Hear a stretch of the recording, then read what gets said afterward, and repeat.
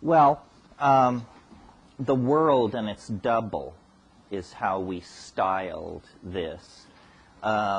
This is simply a high visibility, flashy way of reminding people whose eyes fall upon that text that the world has a double. The world is not entirely or completely what it seems to be. Culture, and by culture I mean any culture, anywhere, anytime, gives you the message that everything is humdrum, everything is normal. In other words, culture denies experience. You know, we all have had, and even a population of non-psychedelic people have had prophetic dreams, intimations, unlikely strings of coincidences, all of these sort of things. These are experiences which cultures deny. Cultures put in place, I'm sure you've heard this word, a paradigm. And then what fits within the cultural paradigm is accentuated, stressed, and what doesn't fit inside the cultural paradigm is denied, marginalized, argued against. And we live at the end of a 1,000-year binge on the philosophical position known as materialism in its many guises.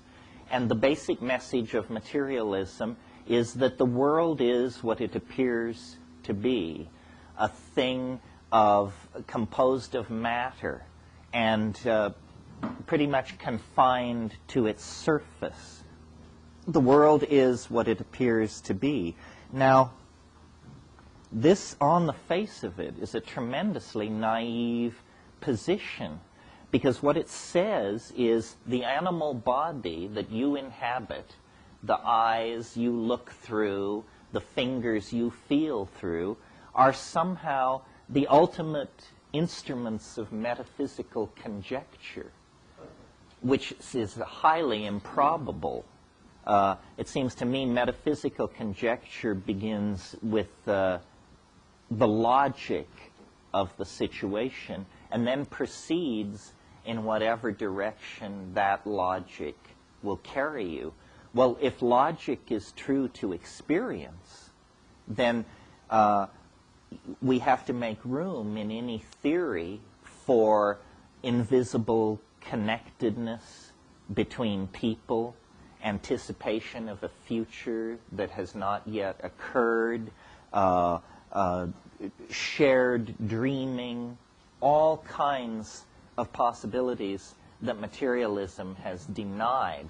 For approximately 500 years, the great era of the triumph of modern science, materialism has had the field all to itself.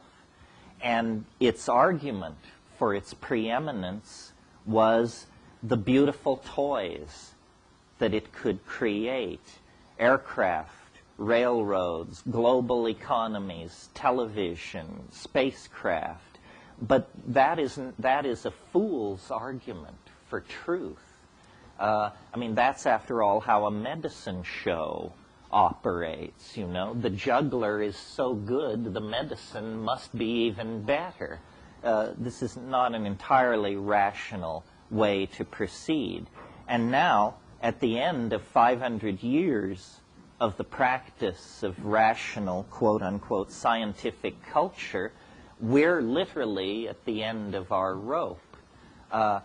Reason and science and the practice of unbridled capitalism have not delivered us into an angelic realm.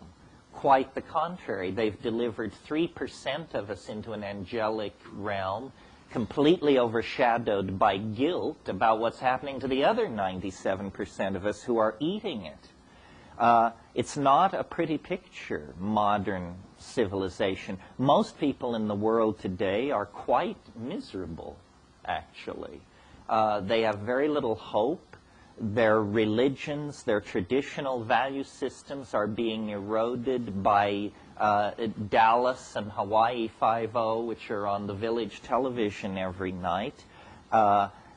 Lifespans are being shortened by pesticides, chemicals, all kinds of things in the environment. And there is very little political light on the horizon. So I believe that it's reasonable, looking at this situation, to say that history failed and that the grand dream of Western civilization has in fact failed. And now we are attempting, with basically a carved wooden oar, to turn a battleship around. And it's a very frustrating undertaking. The momentum for catastrophe is enormous in this situation. But it's not 100% certain that catastrophe is what we're headed for, because we are not 100% unconscious. There are people struggling to figure out how to control population, struggling to figure out how to balance the relationship between the masculine and the feminine, struggling to bring amelioration of hunger and disease to various parts of the world. So we're in essentially a tragic situation. A tragic situation is a catastrophe when you know it, you see. And part of the Western impulse has been to subjugate all other cultural styles to our own. And this has taken the form of actually swallowing and digesting Native American culture. The ethnicity of European culture has been replaced by the mega-culture of Nouveau Europa, whatever that means. Cultures are melted down in the belly of the Western scientific beast, and then they become structural members in an ever-expanding edifice of Western scientism. However, the psychedelic experience, as practiced by shamans in many, many parts of the world, is apparently a bite too large to swallow. Psychedelics arrived on the Western agenda only about 100 years ago, when German chemists brought peyote to Berlin and extracted mescaline. And for the next 50 years, up until about 1945, 55 years make it, very little happened. Mescaline did not, though it was taken by Havelock Ellis and William James and F. Weir Mitchell, and it did not spawn a craze. It did not influence large numbers of intellectuals particularly. Then in the 40s, LSD was discovered. In the 50s, DMT and psilocybin were discovered. And then in 1966, all these things were made illegal. There was no real opportunity for Western science to grapple with these things before they were decided to be too hot to handle, made not only unavailable to people such as you and I, ordinary people, but taken off the agenda of scientific research. In the Middle Ages, the church forbade dissection of human bodies. And medical students would visit battlefields and the gallows at night and steal the bodies of victims of war and executed prisoners in order to learn human physiology. Where that spirit of scientific courage has gone, I don't know, but there's very little of it left. Now people feed at the trough of government grants and enormous corporate research budgets, and the idea of actually pursuing truth or attempting to understand the phenomenon in an unbiased fashion, divorced from its commercial, social, and political dimensions, is unheard of. On hallucinogens and boundary dissolution. If you look at thousands of these experiences, they dissolve boundaries. They dissolve boundaries between you and your past, you and the part of your unconscious you don't want to look at, between you and your partner, between you and the feminine if you're masculine, and vice versa, between you and the world. All the boundaries that we put up to keep ourselves from feeling our circumstance are dissolved.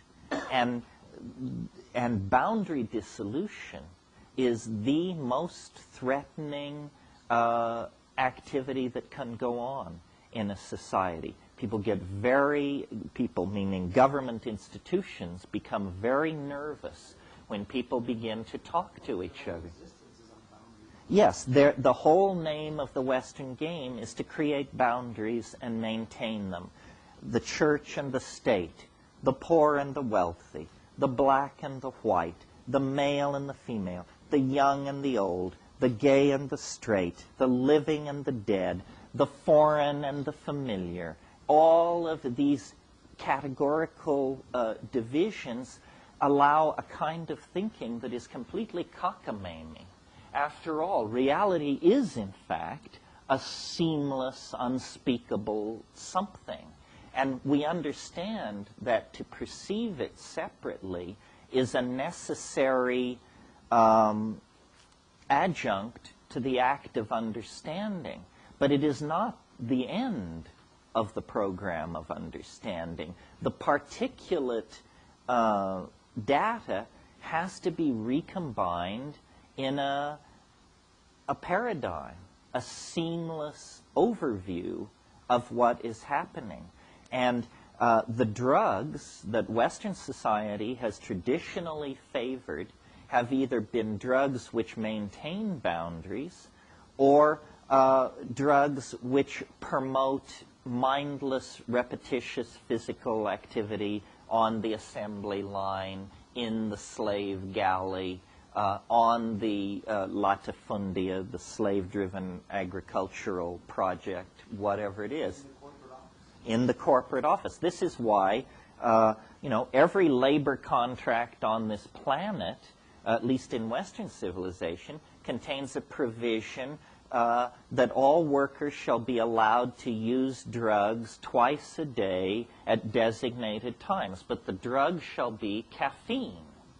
Now, the reason caffeine is so welcome in the workplace is because the last 3 hours of the workday are utterly unproductive unless you goose everybody with 2 cups of coffee, and then they can go back to the word processor, the widget tightening machine, or whatever they're doing, and mindlessly and happily carry on. If it were suggested that there be a pot break twice a day, you would think that civilization was striking the iceberg or something. And alcohol, like our society is an alcohol, red meat, sugar, and tobacco culture. And all of these are forms of speed, basically, in the way that we use them. I mean, yes, you can tranquilize yourself on alcohol, but you're pushing toward levels where a lifetime of tranquilizing yourself on alcohol will be a short lifetime if you use it that way. So there's a lot of tension in society between the great exploring soul and the assembly line citizen. The citizen is defined by obligation and by the boundaries that define, the next citizen, either because it's neighbor or worker or employer or something like that. And the grand exploring soul is marginalized as an eccentric, or if necessary, more seriously marginalized as mad in some way. I mean, madness basically, up until the level of physical violence, means you are behaving in a way which makes me feel uncomfortable. Therefore, there's something wrong with you. Yes. So this now, it's interesting, and this is one of the points that's dear to me. I mean, they arrive in different orders each time. But I think of history as a kind of mass psychedelic experience. And the drug is technology.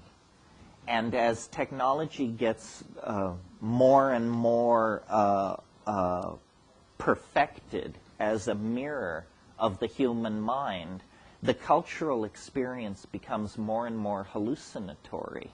And for at least the past couple of 100 years, boundary dissolution has been underway at every level of Western civilization.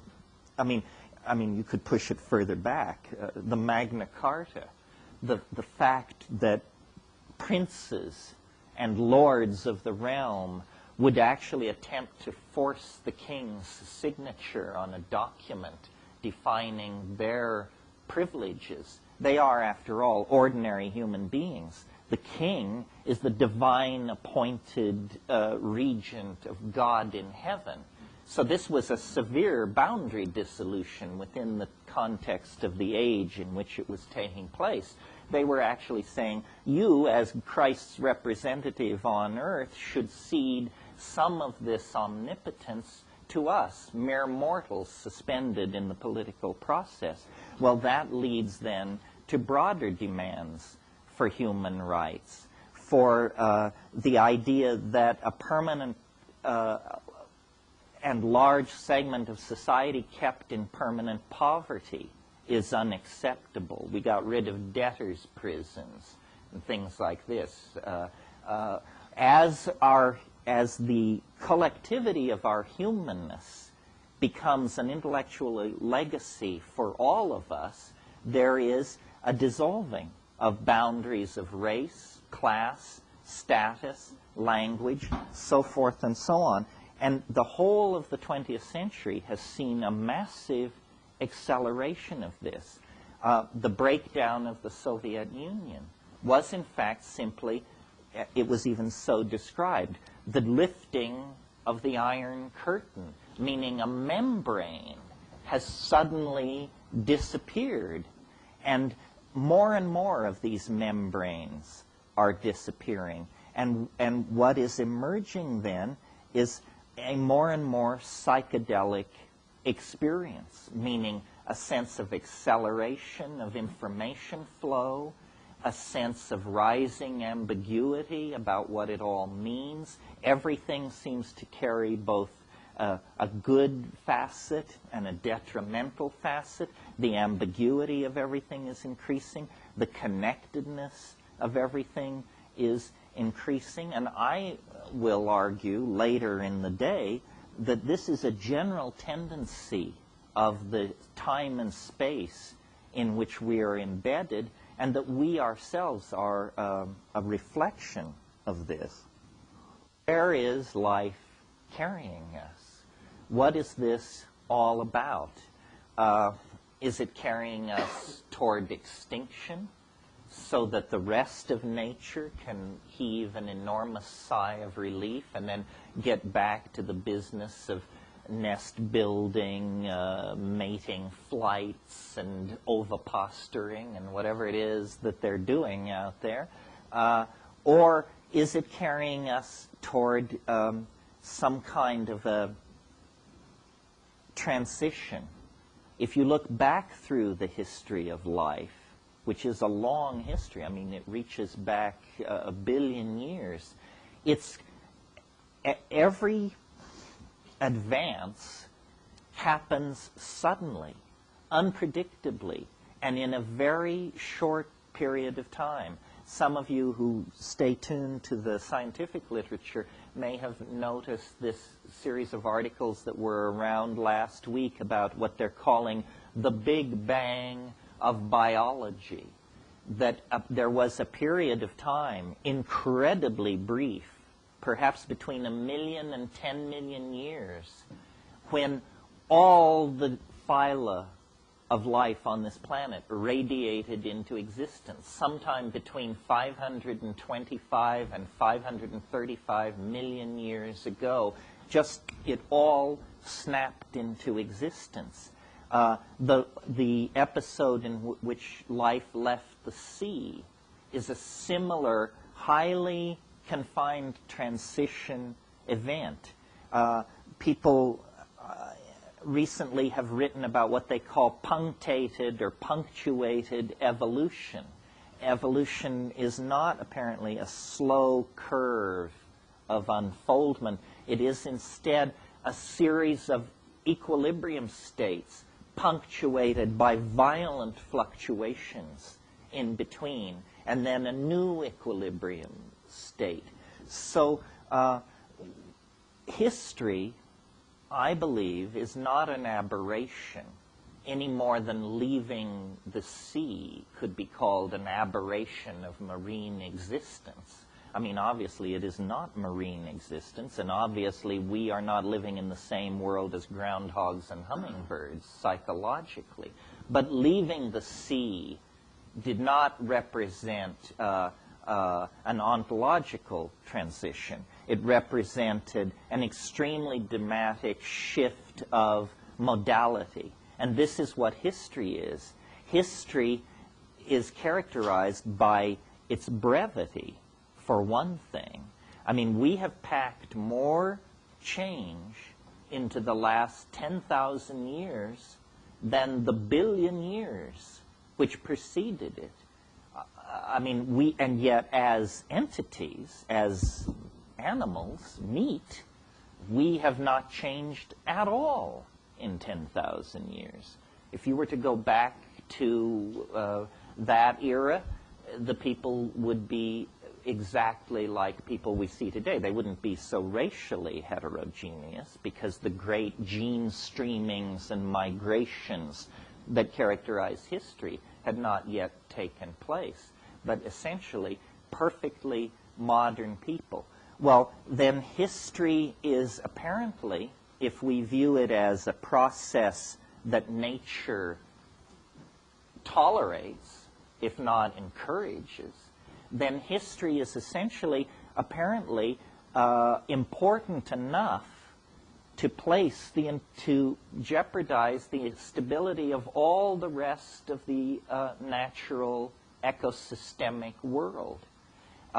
It's as though nature is saying we are willing to place the entire planetary ecology in danger for 50,000 years in order for the opportunity to be explored of language using, technologically expressing intelligence, carrying all of life to the next level. And it's a terrifying enterprise because apparently to carry life to the next level, tremendous intellectual sophistication is required about the release and control of energy. The problem is energy can be used to destroy as well as build. So as the human enterprise has moved toward greater and greater power and ability to manipulate the environment, the stakes in the cosmic game have risen. And now what we have is approximately $100 billion sitting in the center of the crap table, and one roll of the dice more, and we're going to either win it or lose everything. Because intelligence, if we fail, will never again reach the kind of levels on this planet that we have reached. Why? Because we have extracted all the available metals near the surface of the earth. An evolving species following after us we'll find the Earth strangely depleted of usable materials down to the 1,500-foot level. And so intelligence coming beyond us will find it just does not have the resources to make the leap to technical civilization. So it's beginning to look like a one-shot deal. And the psychedelics are in there for two reasons. First of all, because they allow us as individuals to break out of the flat cultural illusion and to rise up and look at this situation. So it's for us a tool to understand our predicament.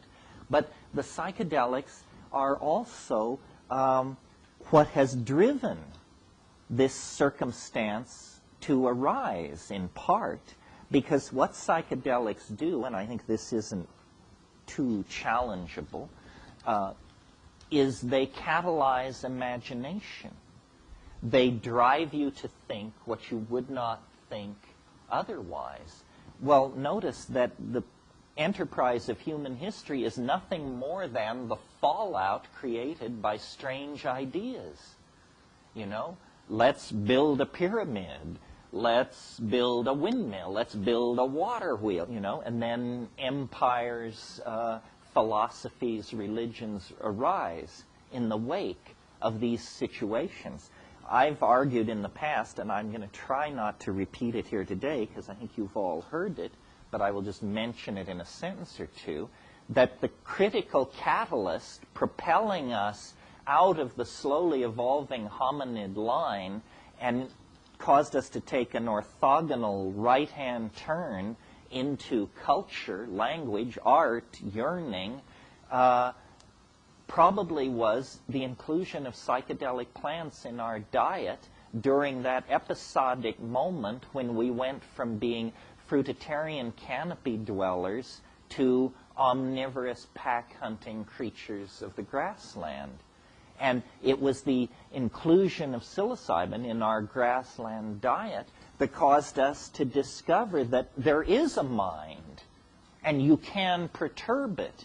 I mean, think about, I don't think you could discover consciousness if you didn't perturb it, because, as Marshall McLuhan said, whoever discovered water, it certainly wasn't a fish.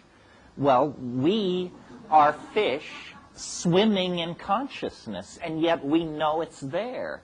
Well, the reason we know it's there is because if you perturb it, then you see it. And you perturb it by perturbing the engine which generates it, which is the mind-brain system resting behind your eyebrows. If you swap out the ordinary chemicals that are running that system in an invisible fashion, then you see it's like dropping ink into a bowl of clear water. Suddenly the convection currents operating in the clear water become visible because you see the particles of ink tracing out the previously invisible dynamics of the standing water.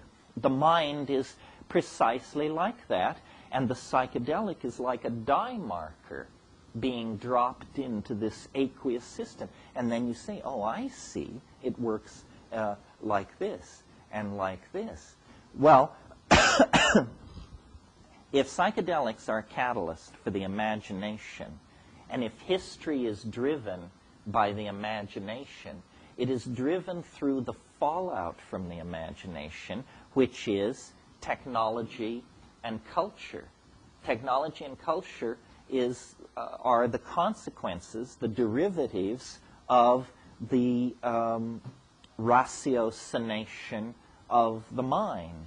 And technology has, like biological life, but on a much faster or accelerated time frame, technology has this weird tendency to transcend itself, to bootstrap itself.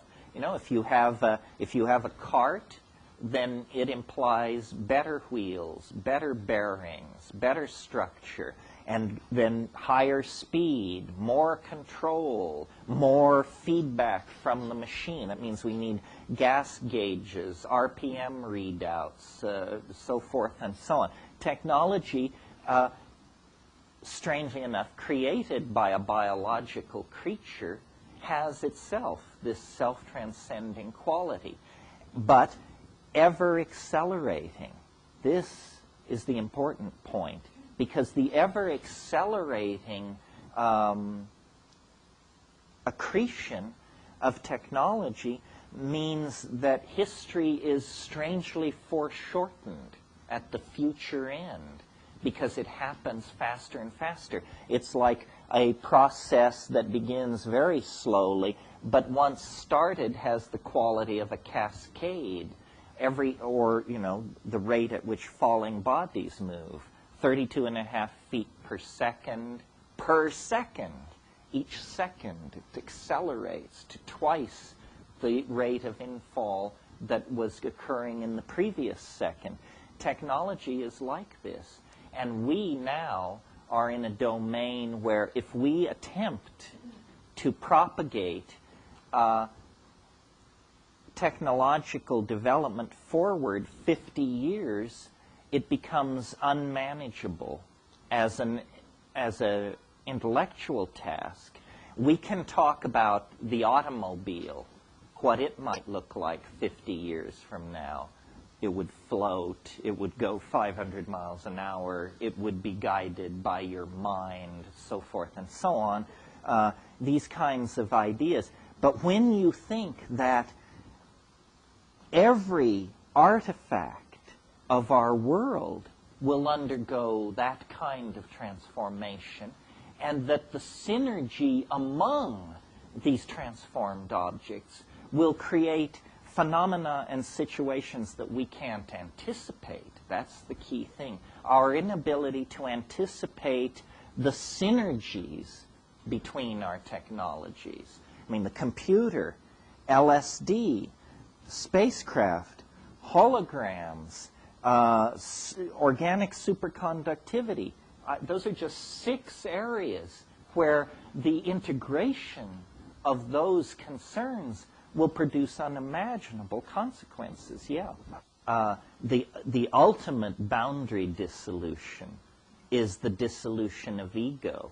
I mean, we straight people hope that they never meet it except at death. Of course, they don't realize going to sleep at night is a kind of ego dissolution. But the government is expressive of this dominator culture that we're living in.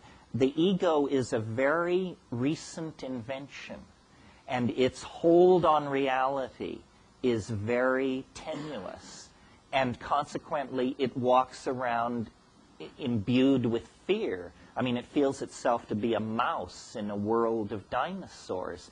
That's because it's a very recent development.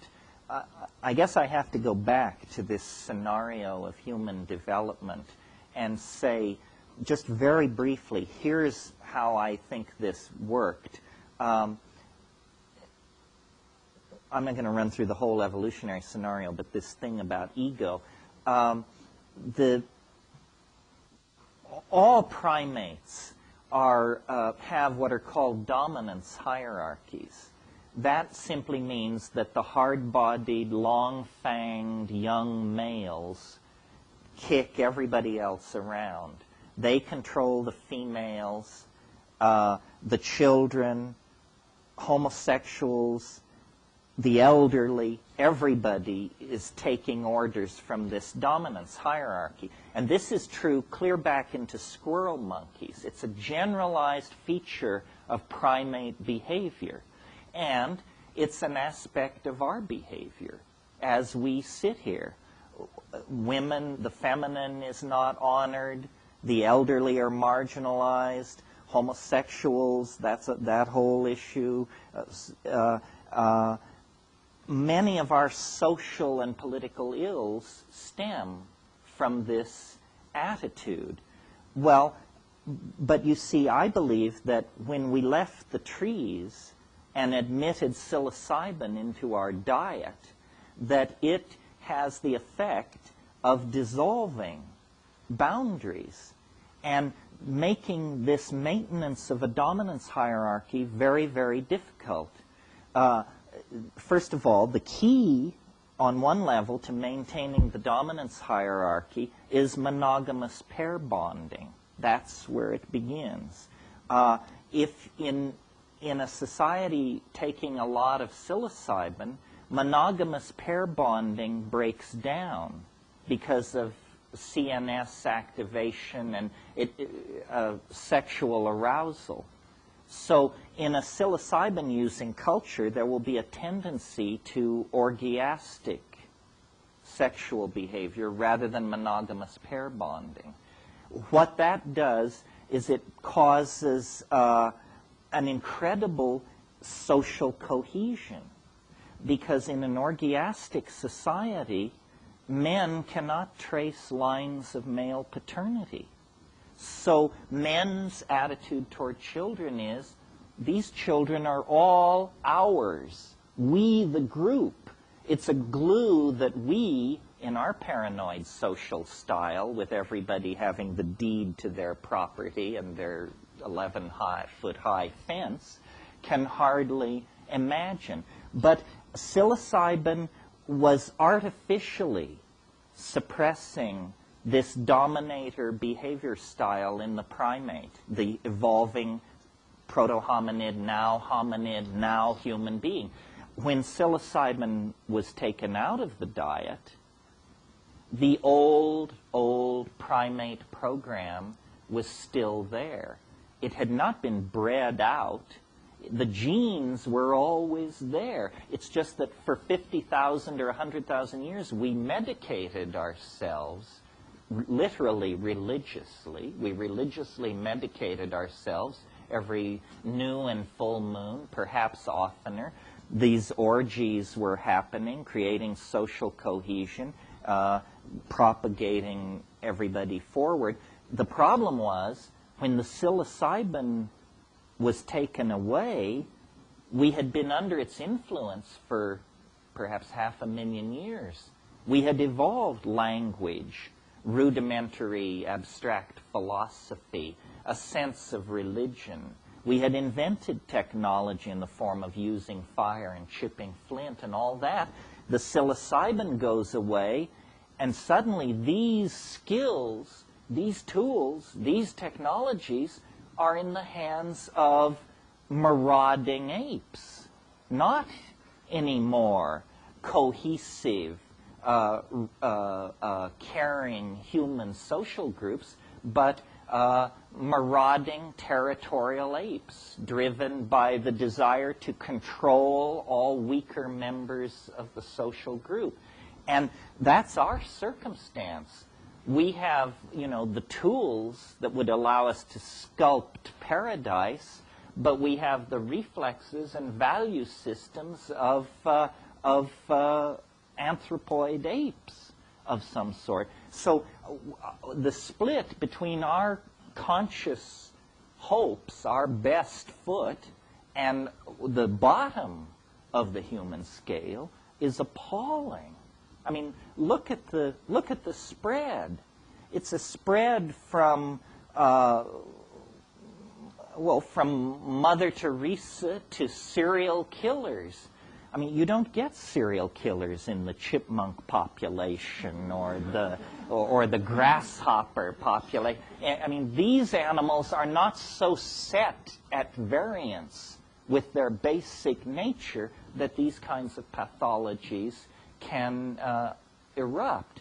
We, on the other hand, are half angel, half pack-hunting killer ape. I mean, we're an object fetish society. I mean, our entire psychology is characterized by a profound discontent. That's what we're about. It doesn't matter. No matter what's going on, after a little while, we get restless and move on. Other animal species are embedded in a kind of world of endless genetic cycling. No fox grows bored with hunting, you know, and yet our thing is a profound dis-ease. And I believe it's because, and slowly you forced me to do this whole rap, which I swore I wouldn't do, I believe it's because the psilocybin led us halfway toward a kind of Godhead, but then it disappeared, and we are left in this very peculiar situation. This is the myth of the fall. You know, we are half angel, half beast, and these two natures are united in every one of us. And when you take psilocybin, you feel generally a great sense of community, an ascent to a higher level. If you completely restrict your intake of intoxicants of any sort, then you get the teetotaler type personality, which is characterized by incredible smugness, limited intellectual horizons, and an unbearable aura of self-congratulation that makes it pretty hard for the rest of us to put up with. Yes, yeah. See, here is the final piece of this evolutionary key. Psilocybin, in small amounts, increases visual acuity. This is not an arguable point. I mean, you can just give people psilocybin and give them eye tests, and people with astigmatism see better. Your edge detection ability is greatly increased. Well, you can see that an animal like our remote ancestors, in a hunting environment in the grassland, if there's an item of diet that will make you a better and more efficient hunter, the equivalent of chemical binoculars lying around on the grassland, those animals that avail themselves of this technology will be more successful hunters. And so it was. Psilocybin animals using psilocybin were more successful at raising their offspring to reproductive age. Well, then at slightly higher doses, you get this CNS arousal, which in highly sexed animals, such as primates, arousal means sexual arousal, an erection in the male. So then and without the overwhelming influence of Christian ethics to guide their behaviors, I'm sure these organisms simply flopped in a heap and sorted it all out later. So that's the middle range of the dosage. Low dose, success in hunting. Medium dose, social cohesion achieved through ego dissolution and orgiastic sexuality. Yet higher doses, 5 grams and up, hunting is out of the question. Sex is out of the question. You're just nailed to the ground by the campfire, and in the course of the evening you discover religion, philosophy, art, and all of that. So here is a unique chemical that at every dose level synergizes activity that leads to greater coherency and self-expression. The driving of the imagination. Yes, in the question back here, you said we can't create what we can't conceive of. This is why what the psychedelic experience does, really, is it stretches the envelope of the imaginable. I mean, what can be imagined can be created. What cannot be imagined is not part of the play. So psilocybin really was a stimulant for the production of intellectual product in the form of songs, rituals, dances, body painting, abstract ideas. All of these things are what we are most unique. Well, that's how it seemed to me. It seemed to me culture is a shabby lie, or at least this culture is a shabby lie. I mean, if you work like a dog, you get 260 channels of bad television and a German automobile. You know, what kind of perfection is that?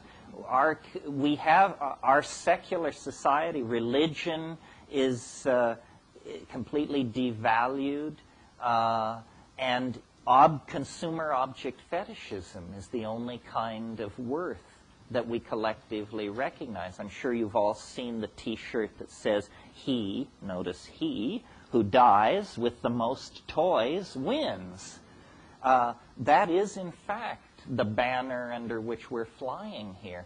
And the level of unhappiness is immense. I mean, the level of unhappiness among the poor, they've always been miserable. But we've managed to create something entirely new in human history, an utterly miserable ruling class.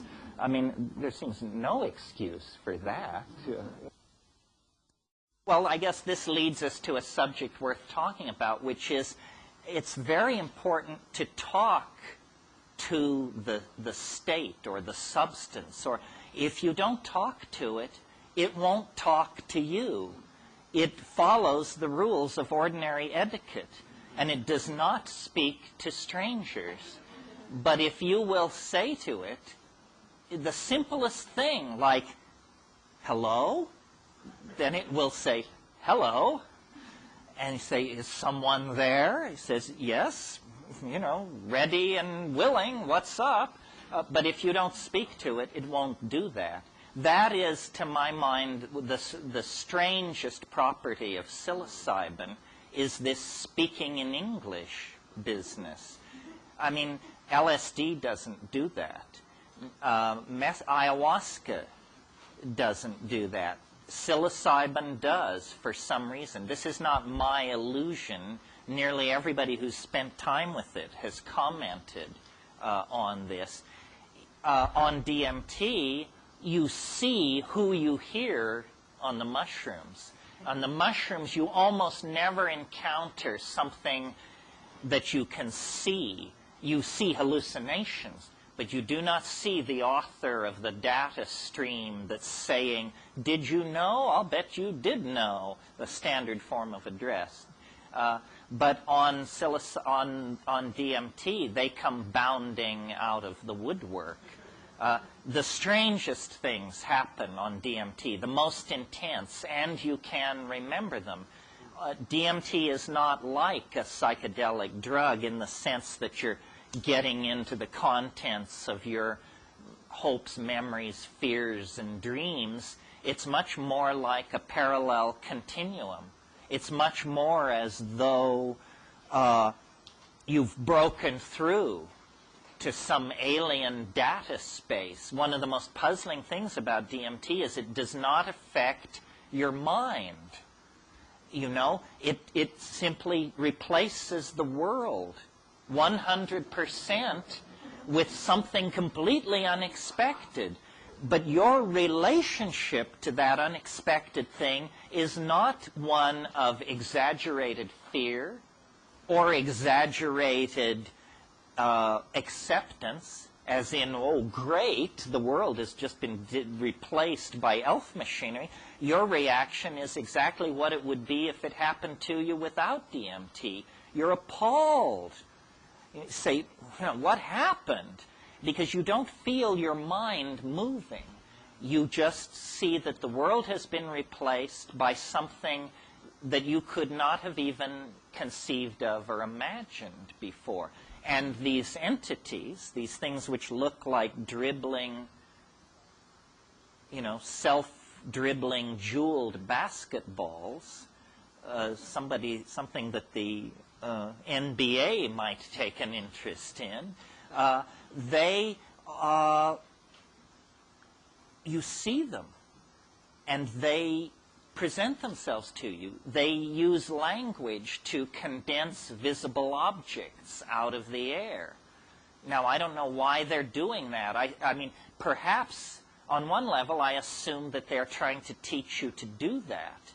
On another level, they seem to be giving a demonstration of the fact that reality is made of language.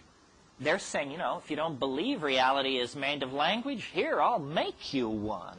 And then blibbledy-blibbledy-blip, and there it is, and they hand it to you to be passed around in, you know, slack-jawed amazement among the human beings. This technology that they possess of these objects made of gold and emerald and chalcedony and agate that are morphing themselves even as you look at them are, you know, technological dream come true. I mean, the lapis as elf excrescence or something like that. And why they're there, I don't know. And, you know, many, many questions. Where are they when you're not stoned? You know, do they have an autonomous existence somewhere? Or do they spring into existence a microsecond before you encounter them? Are they rooted in the dynamics of your psyche? Or are they no more rooted in the dynamics of your psyche than the World Trade Center? It's not clear. I mean, I think I mentioned at some point, just briefly, that the archetype of DMT is the circus. These things are clowns at one level. They're clowns. I mean, when you think of the circus, it's a very complex archetype. The circus is for children. It's a delight. But then, you know, and you take a child to a circus and there are 3 rings and absurd clown antics going on. But then you lift your eyes up to the top of the tent and there the lady in the tiny spangled costume is hanging by her teeth, working without nets. It's about Eros and death. I think my first awareness of Eros was being 3 or 4. And these women in these tiny costumes spinning around and realizing, you know, if she falls, she dies. And then away from the center ring and all this action, there are the sideshows, the goat-faced boy, the thing in the bottle, the Siamese twins, and Fuzzy Charlie. All of that is also very DMT-like. It really is the archetype of the circus. I can remember when I was a kid in this small town in Colorado, every year at the 4th of July, the carnival would come to town for a week and set up. And we anticipated it throughout the year. But as soon as the carnival came to town, then you couldn't play outside after 9 o'clock at night because carny people are different, we were told. And, you know, their means of support, sexual proclivities, and choice of intoxicants might have run counter to this Midwestern Catholic mining town I was in. And so then there's this sense of the disruption, the danger, the drama, the interest, the fun, and then they go away, and life is as if they had never been there at all. And that's what DMT is like. I mean, it's a secret of such magnitude that it's inconceivable how it has ever been kept. Because, you know, in a world where information was fairly weighted, we would spend as much time talking about DMT as we spend talking about, I don't know, the West Bank or something. And as you see, by studying our newspapers, DMT is rarely, if ever, mentioned. I mean, never would be a good rule of thumb. The Western mind is very queasy around these experiences that cast into doubt its cherished illusions about how reality is put together. And when you get to DMT, you have hit the main vein. I mean, I hold it in reserve as the ultimate convincer. I mean, that's for there are these people running around, you know, who say, oh, you people who are into drugs, give me a good branch whiskey and a little TV.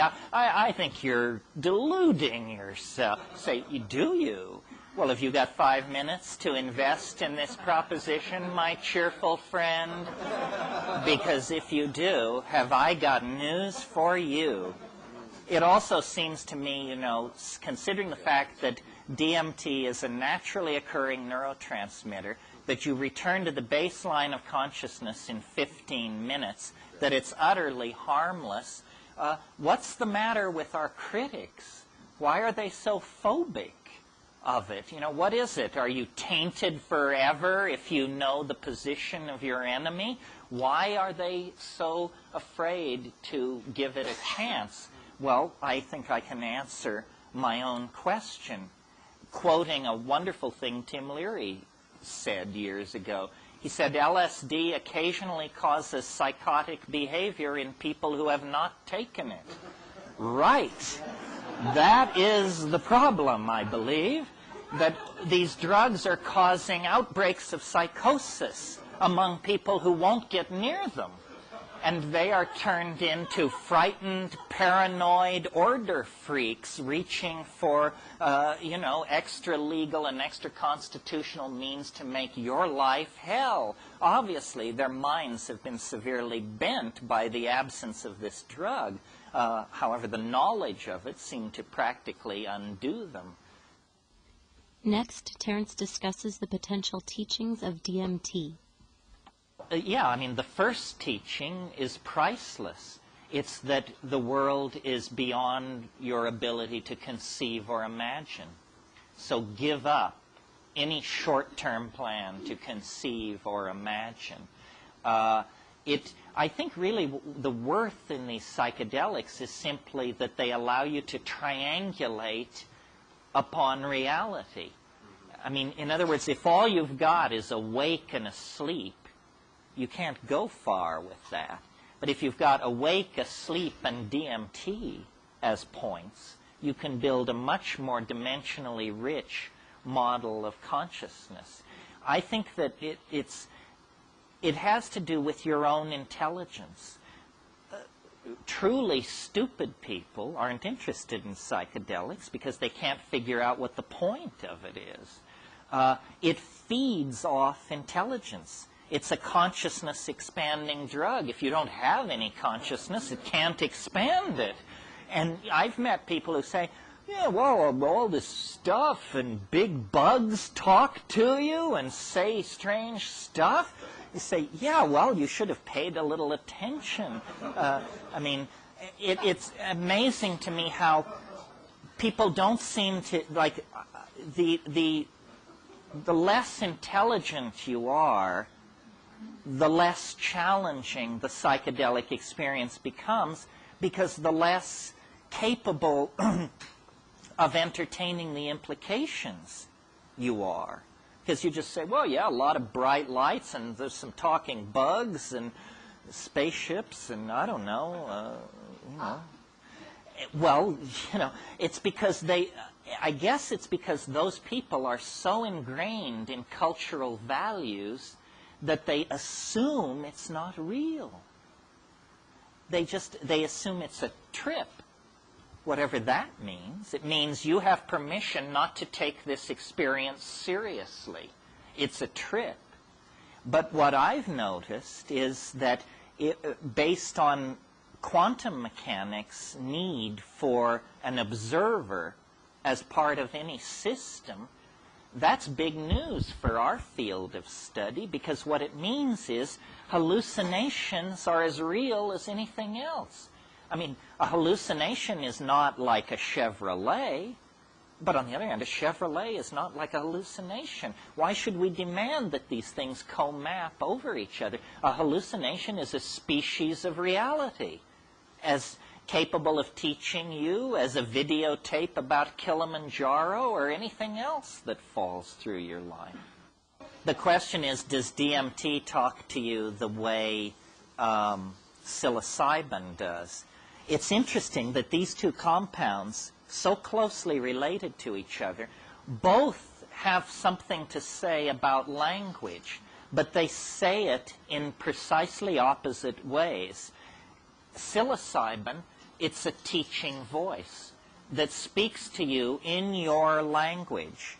I had a very interesting experience that was an example of this to me. When I first started growing mushrooms, I had to do a lot of batch testing. And so I was taking mushrooms a lot. And I would get into these places with it where it would say, da-da-da-da-da-da-da-da-da, says, da-da-da-da-da-da-da-da, says. It would make these declarative statements, and then it would always put the word says on the end of the sentence. I thought, you know, weird, but what do you expect of a talking vegetable? What's weird and what isn't? So then I heard Wasson's publication called Maria Savina and her Mushroom Velada. It's a set of 6 tapes of a mushroom session that Maria Savina did in 1956. So here is Maria Sabina raving in Mazatec, and it's going along like this. Da-da-da-da-da-da-da-da-da, suh. Da-da-da-da-da-da-da-da-da, suh. And I look in the interlinear translation. Suh means says in Mazatec. So she's hearing it in Mazatec. I'm hearing it in English. So that's what psilocybin is capable of. What happens with DMT is it doesn't speak to you in English. It speaks to you in Elfish, and you understand. And under sufficiently hyped up conditions, you are able to reply. In other words, psilocybin pushes your brain state towards some kind of spontaneous glossolalia. And I think that this probably is mixed up with the generation of language itself.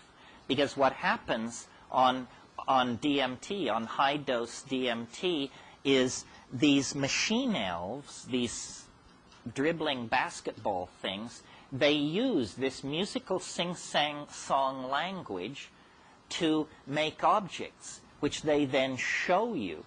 They're like machines or animals or crystals or crosses between, I don't know, consomme and something else. They have these opalescent depths. They're neither matter nor mind, neither solid nor liquid, but they make these things and set them loose in this environment, and these things themselves are emitting language and making other things. So they make machines which make machines. Everybody's chattering, squeaking, crawling over each other, clamoring for your attention. And what they're trying to do is to get you to produce this glossolalia for some reason, which I cannot imagine why.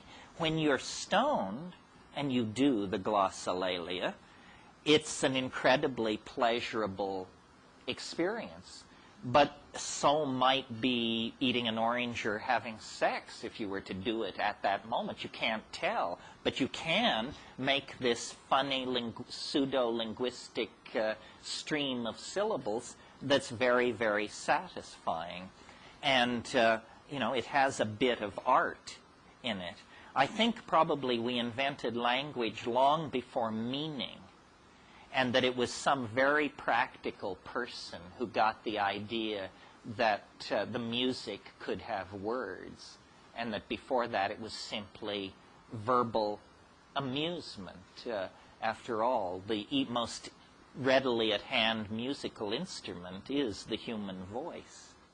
I think that language as we practice it this afternoon in this room is an uncompleted enterprise, that language wants to be visual.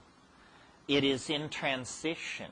Remember, it's from the silence of prehistory to the visual language beyond the eschaton, and the overlapping of silence and visual language gives you audio language. The more perfect logos would be beheld, This is what Philo-Judaeus taught. And considering that many of these psychedelic compounds involved in the language phenomena, like DMT and harmine and harmaline, these all occur as part of human metabolism, ordinarily. And I think that it's possible that we are on the cusp of an evolutionary transformation of language having to do with an actual change in our physique, in our genetic output. Because why is it that monoamine oxidase inhibiting compounds like harmaline, specifically 5-methoxy-tetrahydroharmalan, occurs in the pineal gland and is the pineal gland has always been thought of as somehow connected to the soul. It was the seat of the soul for Descartes. And I think that maybe what history is the rather muddled situation that occurs in an animal species while it perfects a true language. And that we're not there yet, folks, because a true language is beheld. I think that the real nub of what we're trying to get at here is that the world is mental in some way that we do not yet understand, but that which we're edging toward understanding. And the world is made of language. I can't say that enough. And so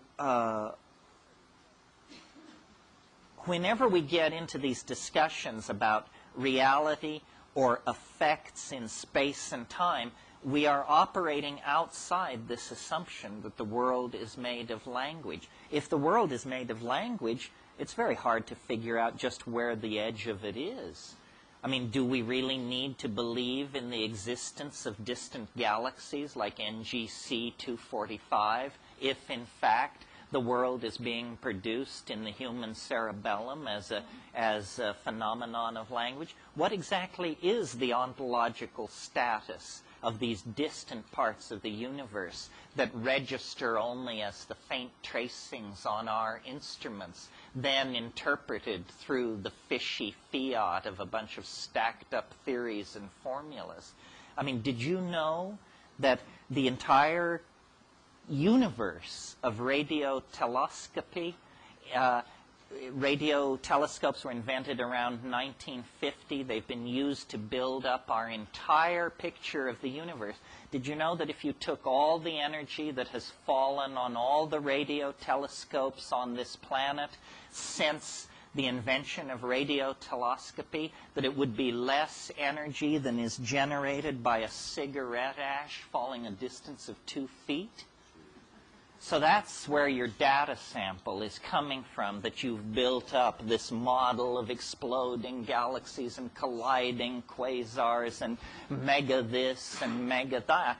I mean, it's pretty flimsy stuff, folks, compared to the meat of the moment in which we find ourselves. Now, magical philosophies, which are have about 50 to 100,000 years under their belt, as opposed to science, which goes back to the Renaissance, magical philosophies have always claimed that the world is made of language, that the world is a thing of words.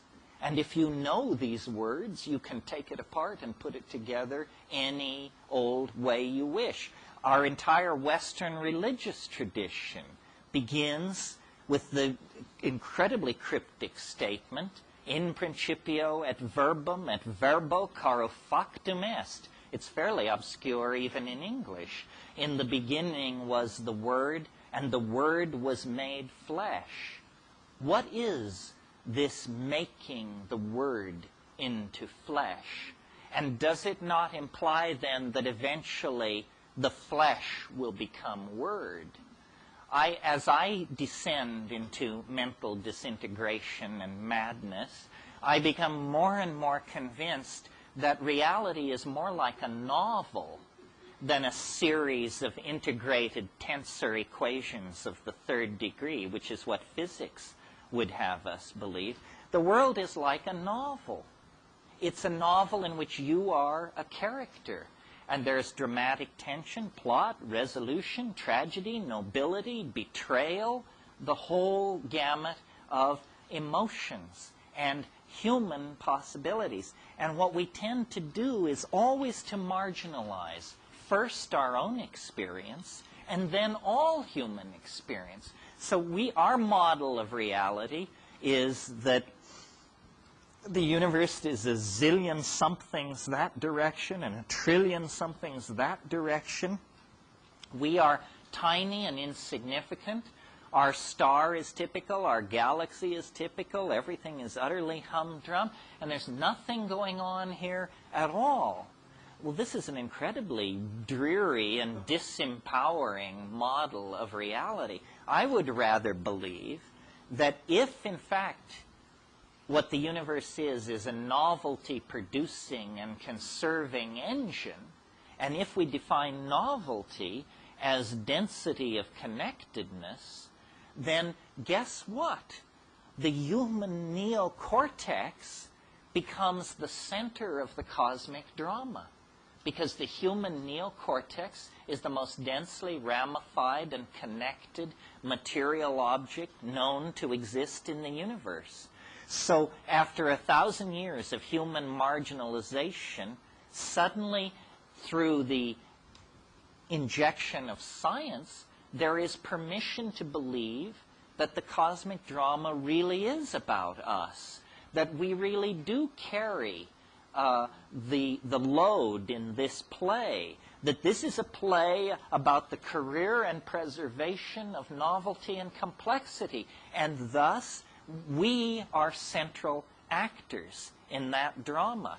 And hence, if something were to happen to us and our enterprise, the universe would be vastly impoverished by that loss. Well, now we're on the brink of decoding the human genome, and we will use computers to do this because we're going to have to keep absolute track of millions of units, of strings of characters.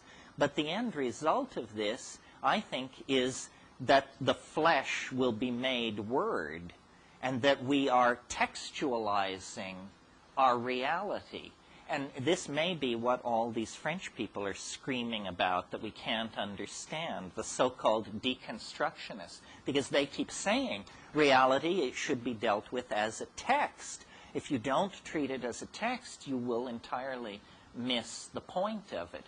Well, I've been thinking about this for a while, and first of all, my life is very strange, because when I hit the mushroom at La Chirera in 1971, Interpol was looking for me.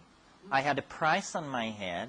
I had no money. I had blown my college education. I had no job skills. I had nothing. And that is, of course, as all folklorists know, the precondition for exaltation. If you're not poor and humble, I mean, what's the point, you know? So I was poor and humble, and then I got crossed up with this mushroom, and immediately life became art.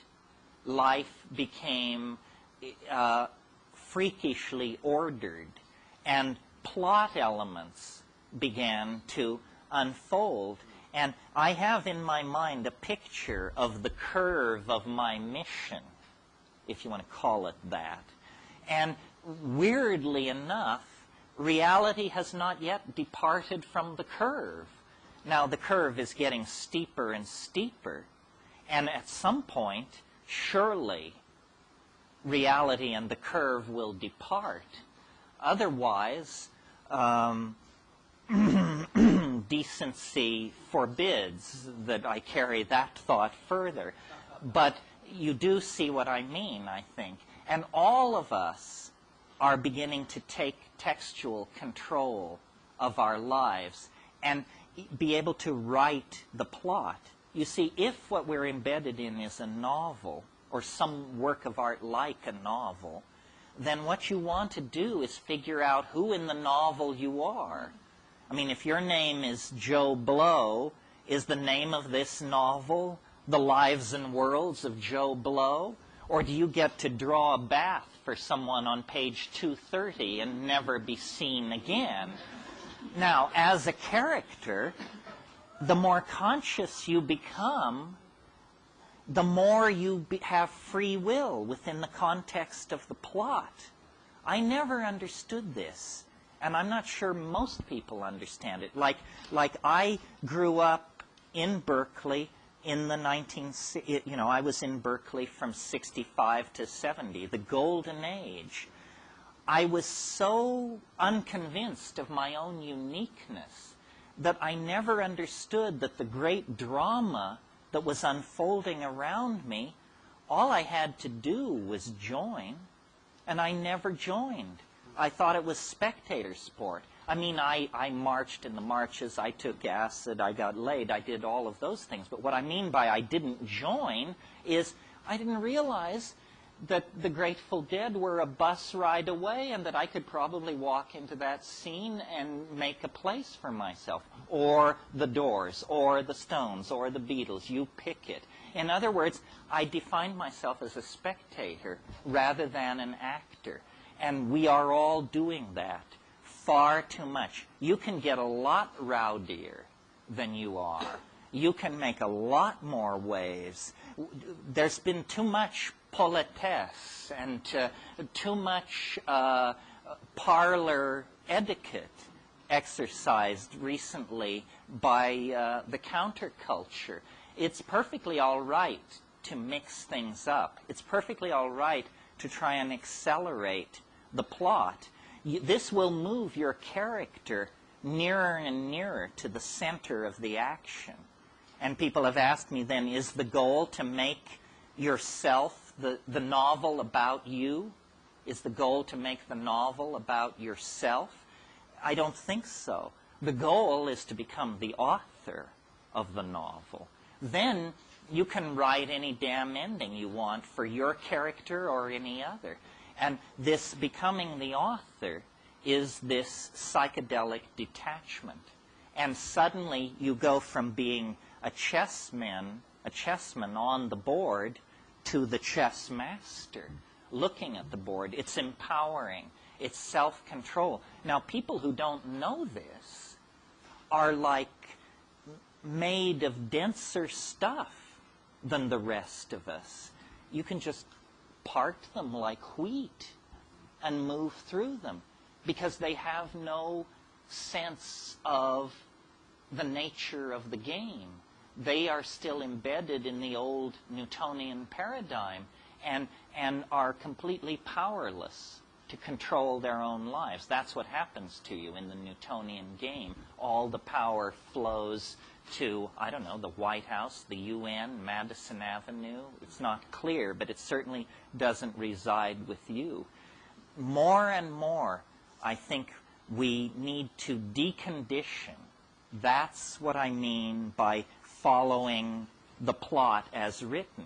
If you never decondition, you're just a character in somebody else's story. But if you decondition, you can begin to move your life the way you want. And miracles happen. Miracles do happen. They happen even to ordinary people in the realm of falling in love, because there's something about where the genes go that is very compelling to the universal logos that's watching over us all. So, you know, the stable boy can marry the princess if his heart is pure and the winds of the logos are at his back. That's why we love those fairy tales of the stable boy who inherits the kingdom, because we sense that as our story. The question is, how can you bring back the psychedelic experience? Or what can you bring? I know of two techniques, neither very satisfying, both in combination, moderately effective, but crude. The first is voice-operated tape recorder. They sell these for a couple of $100. I've produced some amazing tapes with these. I have one voice-activated tape where you hear me clear my throat 200 times in the course of an evening. Because each time I would clear my throat, halfway through the throat clearing, it's voice-activated, the tape recorder. So it would catch the last half of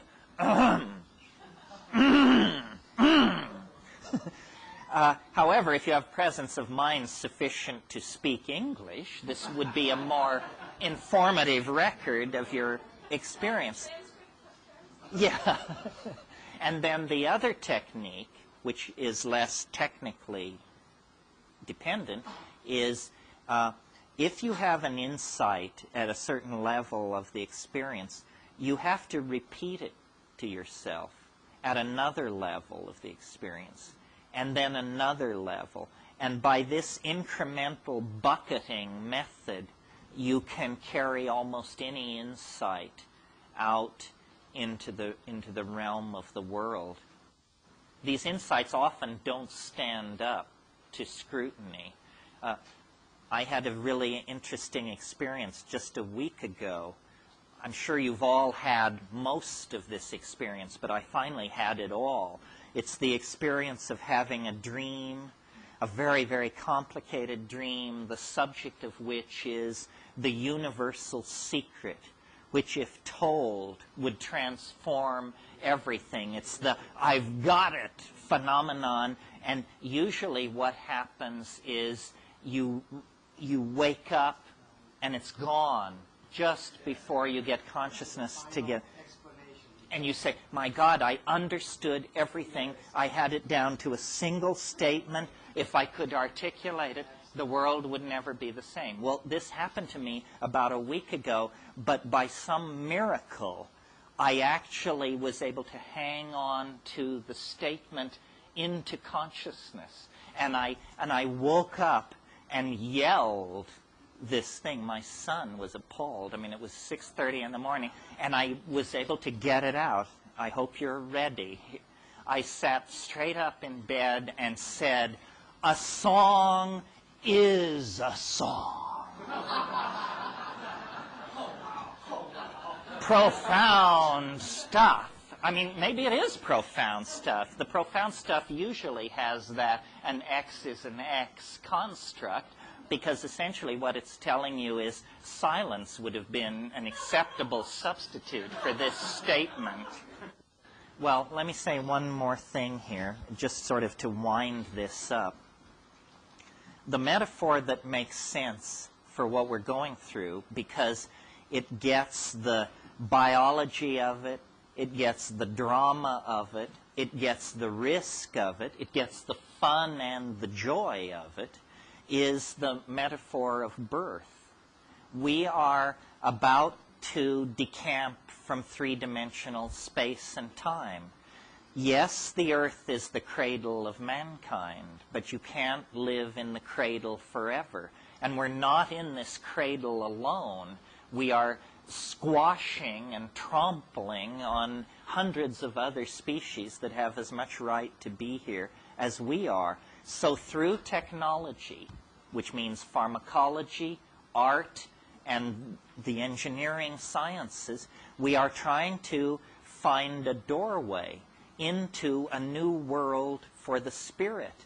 And it is going to come out of human-machine interfacing, pharmacological redesign of the human brain-mind system, down possibly digitalizing and downloading into the microphysical realm. We don't know. I mean, if it makes your hair stand on end to think of being downloaded into the digital realm, there was once a fish who had a great deal of doubts about this plan to conquer the land, and tried to urge everyone to think again that no good could possibly come of it.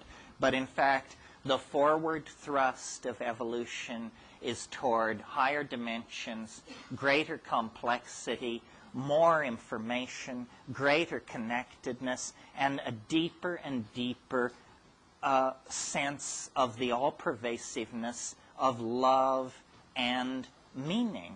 That's what it's really about. All these disparate physical elements come to nothing if they don't add up to more than the sum of their parts. And the more than the sum of their parts is this transcendental element which we call love.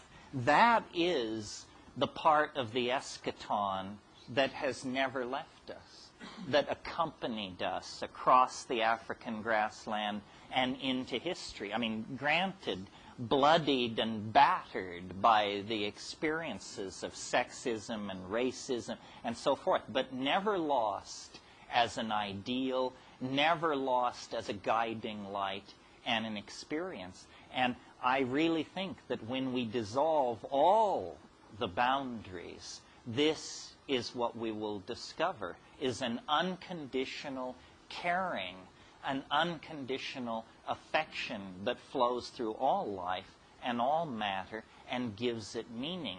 And you don't have to wait for the end of the world to get this news. You can just short-circuit the collective march toward that realization by accelerating your own microcosm of spirituality through the use of these hallucinogens. They are the doorways that the Gaian mind has installed in the historical process to let anybody out anytime they want to, provided they have the courage to turn the knob and walk through the door.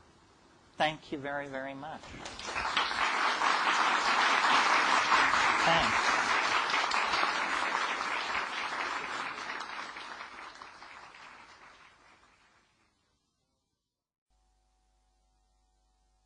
I don't like the part of what I do that is a cult of personality.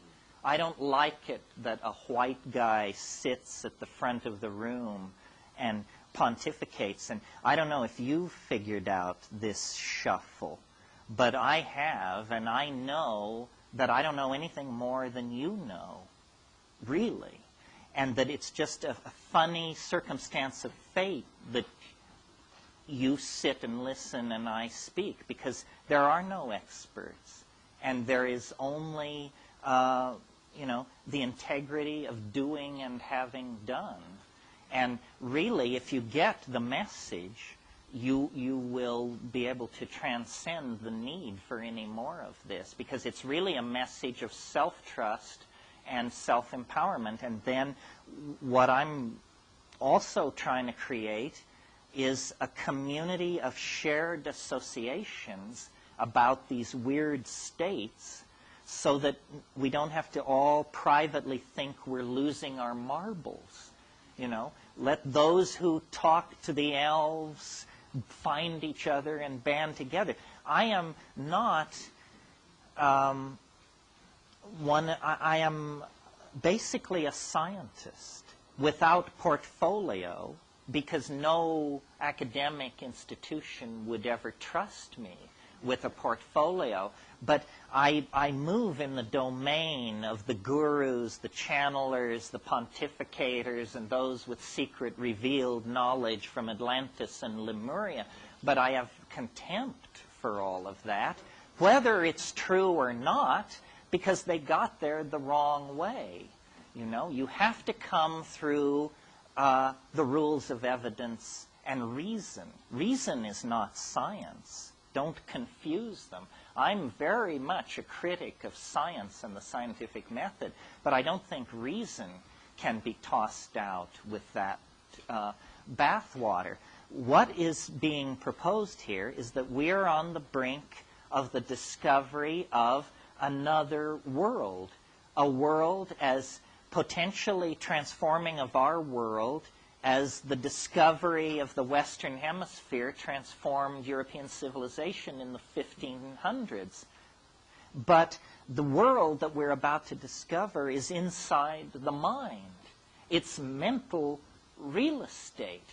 We who have made consciousness our game by building cities, elaborating literatures, tossing up religions, and setting armies marching, we who have made consciousness our game have barely scratched the surface of human consciousness. And it's not like we haven't had a crack at it. I mean, these yogins have been over there digging away for millennia. Egyptian religion, Kabbalism, alchemy, Western traditions of mysticism. And I am a connoisseur of all that, don't get me wrong, but what astonishes me is how embryonic it all is. We are not the tired inheritors of an ancient and sophisticated civilization in its twilight, which is what they're all telling us. We are the know-nothing, fresh scrub babes who are the new kids on the block who haven't got a clue as to what the human enterprise could really be about. And we are coming now through a very narrow historical neck where the accumulated stupidity of the last 5,000 years, the dues now have to be paid. It ain't fair. We didn't do it. You know, we didn't bring the slaves from Africa. We didn't invent oligarchy. We didn't do all these things. Nobody's interested in our whining about how we didn't do it. It's in your face. And it's clearly a crisis of two things, of consciousness and of conditioning. These are the two things that the psychedelics attack. We have the technological power, the engineering skills to save our planet, to cure disease, to feed the hungry, to end war. But we lack the intellectual vision, the ability to change our minds. We must decondition ourselves from 10,000 years of bad behavior. And it's not easy. I mean, imagine, I don't know how many of you have ever confronted the fact that you were addicted to something. And some addictions are really serious. If you've ever been addicted to tobacco or heroin, I'm sure you know what I mean. Well, then imagine a global population addicted to a drug, the use of which is killing us, but we can't, there's no doctor saying you should. There's no rehab clinic to go to when you're a species. We are on an absolutely destructive bender that will end with the death of the earth, the impoverishment of its animal and plant population, and the collapse of our civilization into scarcity unless we can somehow restructure our psychology and get hold of ourselves. And psychedelics are the only thing I've ever seen work on an individual level to do that. You know, in the early 60s, they were curing 75% of chronic alcoholism cases that they treated with LSD. They were curing with one dose of LSD, one 500 microgram dose. Well, now, obviously, LSD is not a magic bullet for alcoholism. That's a preposterous idea. It's simply that you take LSD, and if you're a chronic alcoholic, you review your life, and you notice that you're killing yourself. And then you say, my God, I am killing myself. If I don't stop what I'm doing, I will be dead. That's the strongest motivation to character rehabilitation there is. And that's what we have to carry into the domain of public debate. I can't believe how constipated American institutions are. I mean, here we are under the aegis of a great crusading reformer from Arkansas. A new order in human affairs has dawned, but they suggest closing an air base out at Sacramento, and there are editorials as to whether we can survive the shock of this massive change. Well, I've got news for you. You better do your change-related calisthenics if that was heavy lifting, because what you've got coming at you is something very, very different. We are now in a position to actually make something of ourselves, extend the design process to human destiny. and produce something that will redeem 10,000 years of pogroms and migrations and attempted genocides and pointless wars and stupid religions that make people hate themselves and all the rest of it. If we're going to redeem that legacy, then we have to do something quite spectacular. Okay, now I will talk a little bit about what I've learned from psychedelics. I feel self-conscious doing it, but on the other hand, wouldn't it be stupid for me to talk about what you've learned from psychedelics?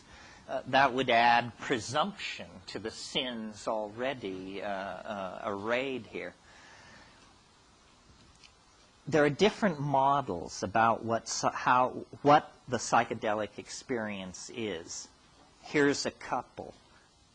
Building on Western psychotherapy as elaborated by Freud and Jung, one view of what psychedelics are is it's the part of your mind that you'd rather not do business with.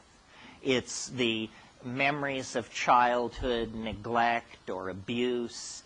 It's repressed, kinky fantasies. It's, in other words, the Freudian idea of the unconscious, that somehow these are drugs which dissolve the boundary between conscious and unconscious mind, and then you can do accelerated psychotherapy because resistances have been pharmacologically overcome.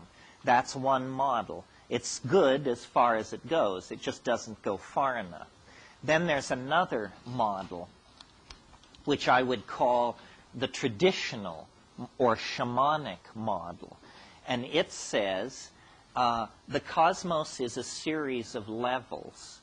And these levels are connected by vertical routes of access, which can be thought of as simply flights through space or magical trees or magical ladders. Anyway, there's an image of ascent. And ordinary people exist on only one of these levels. But a shaman is not an ordinary person. A shaman is a superhuman person who has the power of animal allies behind them, and they can go up and down in these elevators that move between levels, and they can therefore recover lost souls, see social hanky-panky, theft and adultery, see the causes behind that, see the causes behind disease, so forth and so on. That would be the traditional one. What I have concluded after 25 years of fiddling with this is that both of those ideas have a certain something to recommend them, but that they don't go far enough, and that we get more to the meat of this if we leave off psychological, the first explanation, or sociological, the second explanation, and actually go for something a little more formal, to wit, a mathematical model of what shamanism is. And what I mean by that is, let's think about what shamans do. They cure disease, and another way of putting that is they have a remarkable facility for choosing patients who will recover. They predict weather, they're very important. They tell where game has gone, the movement of game, and they seem to have an paranormal ability to look into questions, as I mentioned, who's sleeping with who stole the chicken, social transgressions are an open book to them. Well, thinking about this from a mathematician's point of view, an all-encompassing explanation that would explain how all these magical feats are done is simply to suppose that the shaman is somehow able to project his consciousness, his or her consciousness, into a higher dimension not metaphorically, as in Sylvester Stallone has many dimensions, not metaphorically, but literally, as in 1 dimension, 2 dimension, 3 dimensions, and 4. Because if you could move into the 4th dimension, the dimension orthogonal to Newtonian space-time, seeing what the weather is going to be next week is as easy as seeing what the weather is now.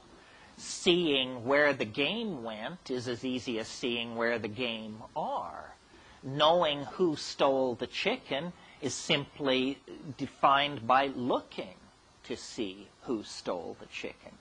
And I have noticed that all of biology, not simply shamanism within the context of human society, but all of biology is, in a sense, a conquest of dimensionality. That as we ascend the phylogeny of organic life, what animals are a strategy for conquering space-time.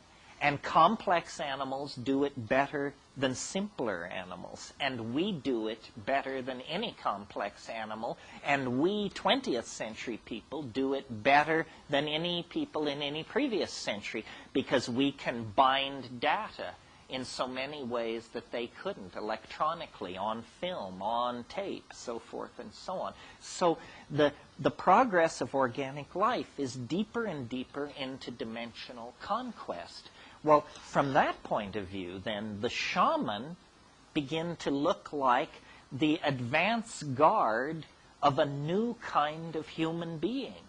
A human being that is as advanced over where we are as we are advanced over people 1 million years ago. Because we have, very elaborate strategies for coding the past. It's a dimensional conquest. So that's part of what I've learned about psychedelics. And I could have left it there, but I never do. I always want to bring more in under the umbrella of whatever metaphor it is that's being pushed. And what I have discerned is that time is actually speeding up. That the universe is not what physics tells us it is.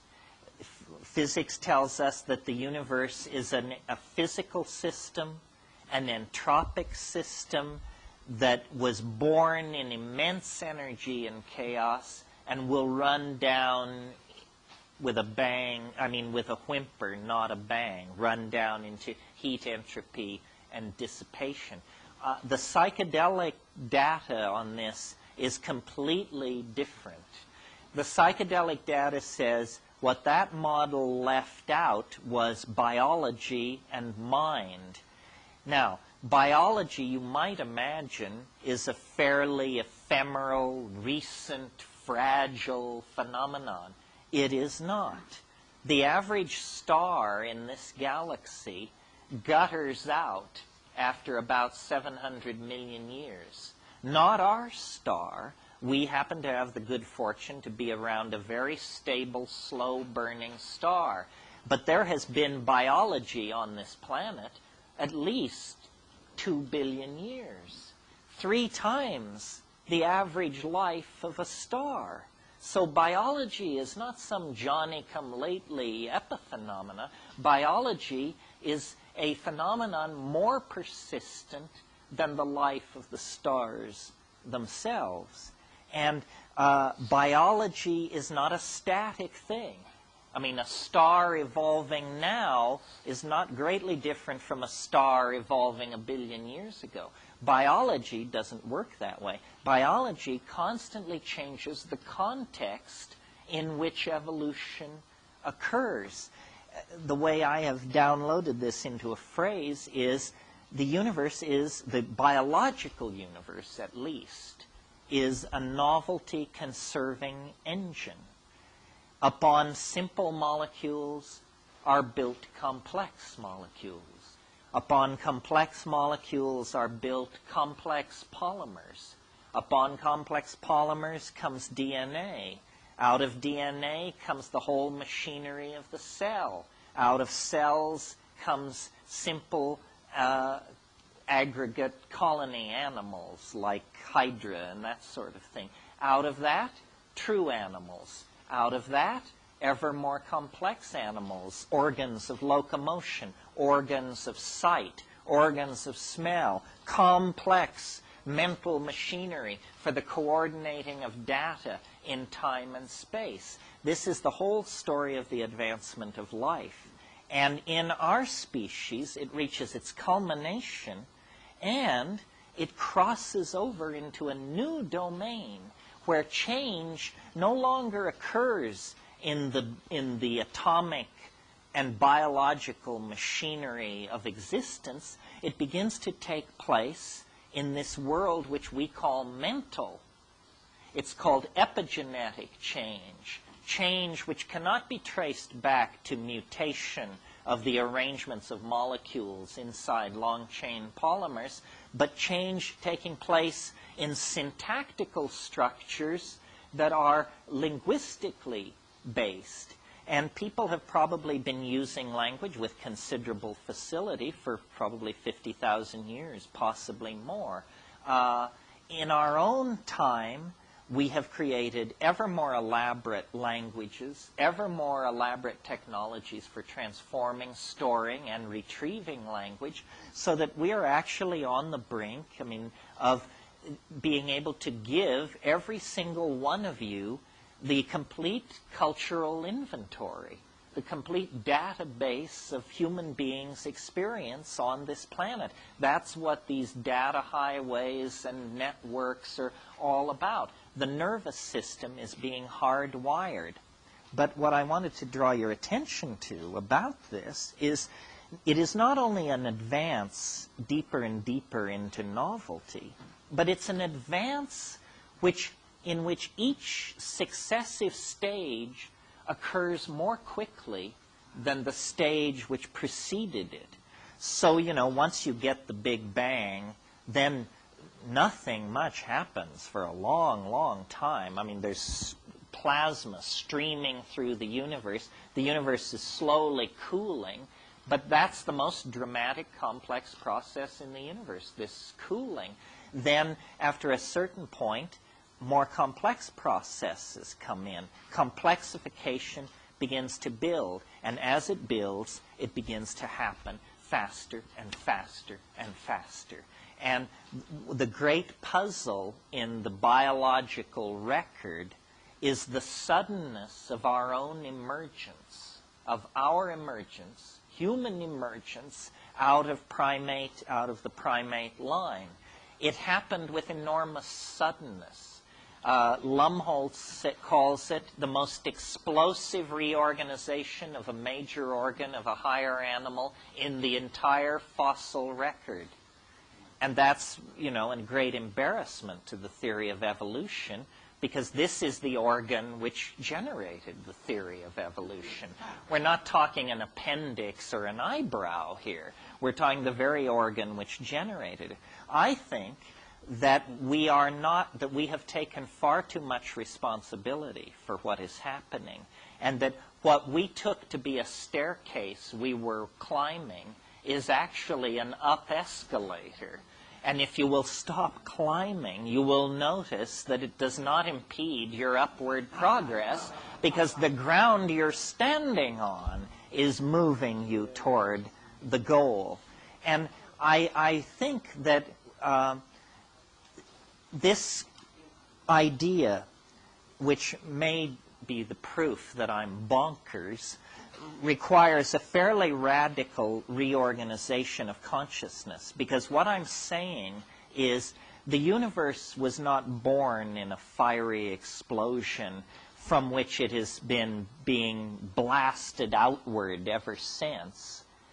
The universe is not being pushed like that from behind. The universe is being pulled from the future toward a goal that is as inevitable as a marble reaching the bottom of a bowl when you release it up near the rim.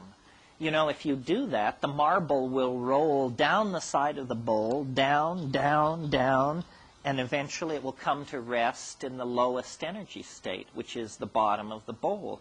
That's precisely my model of human history.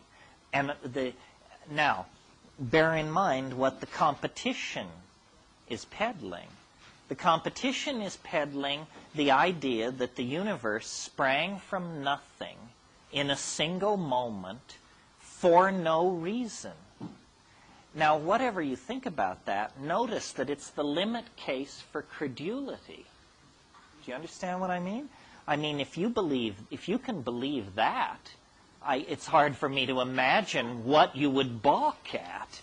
If we were to sit down and say, let's see who can think of the most unlikely thing that could possibly happen, I submit to you, nobody could top the Big Bang. It is the improbability of improbabilities. It is the mother of all improbabilities right there. So I'm suggesting something different.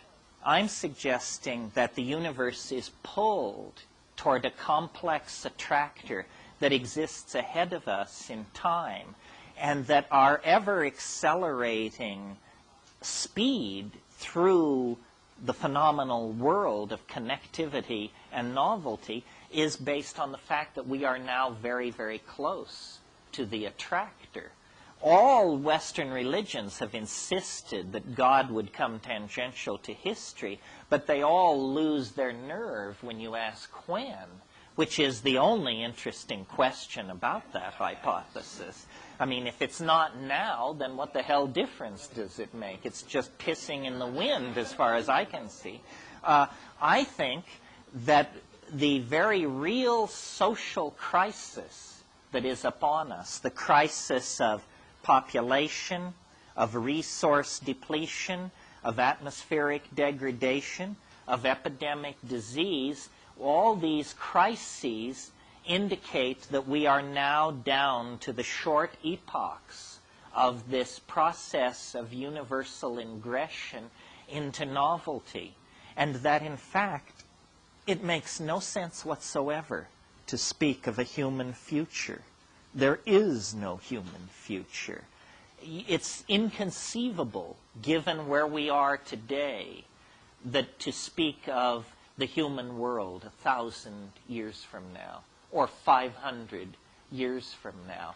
It is literally, it either doesn't exist or it's beyond our power of imagining. It isn't simply going to be non-polluting cars and smaller hi-fi speakers. I mean, that's an idiot's notion. Yeah, clearer TV pictures. It isn't like that at all. I mentioned this morning, how when you look at only one line of technological development, automobiles or computers, it looks like you can rationally anticipate what's going to happen. But when you realize that there are thousands of these lines of development, all transforming themselves, all moving towards some kind of omega point, then you realize that we're in the grip of what I call a concrescence. And I maintain that you don't have to believe me on this. You can see it from here.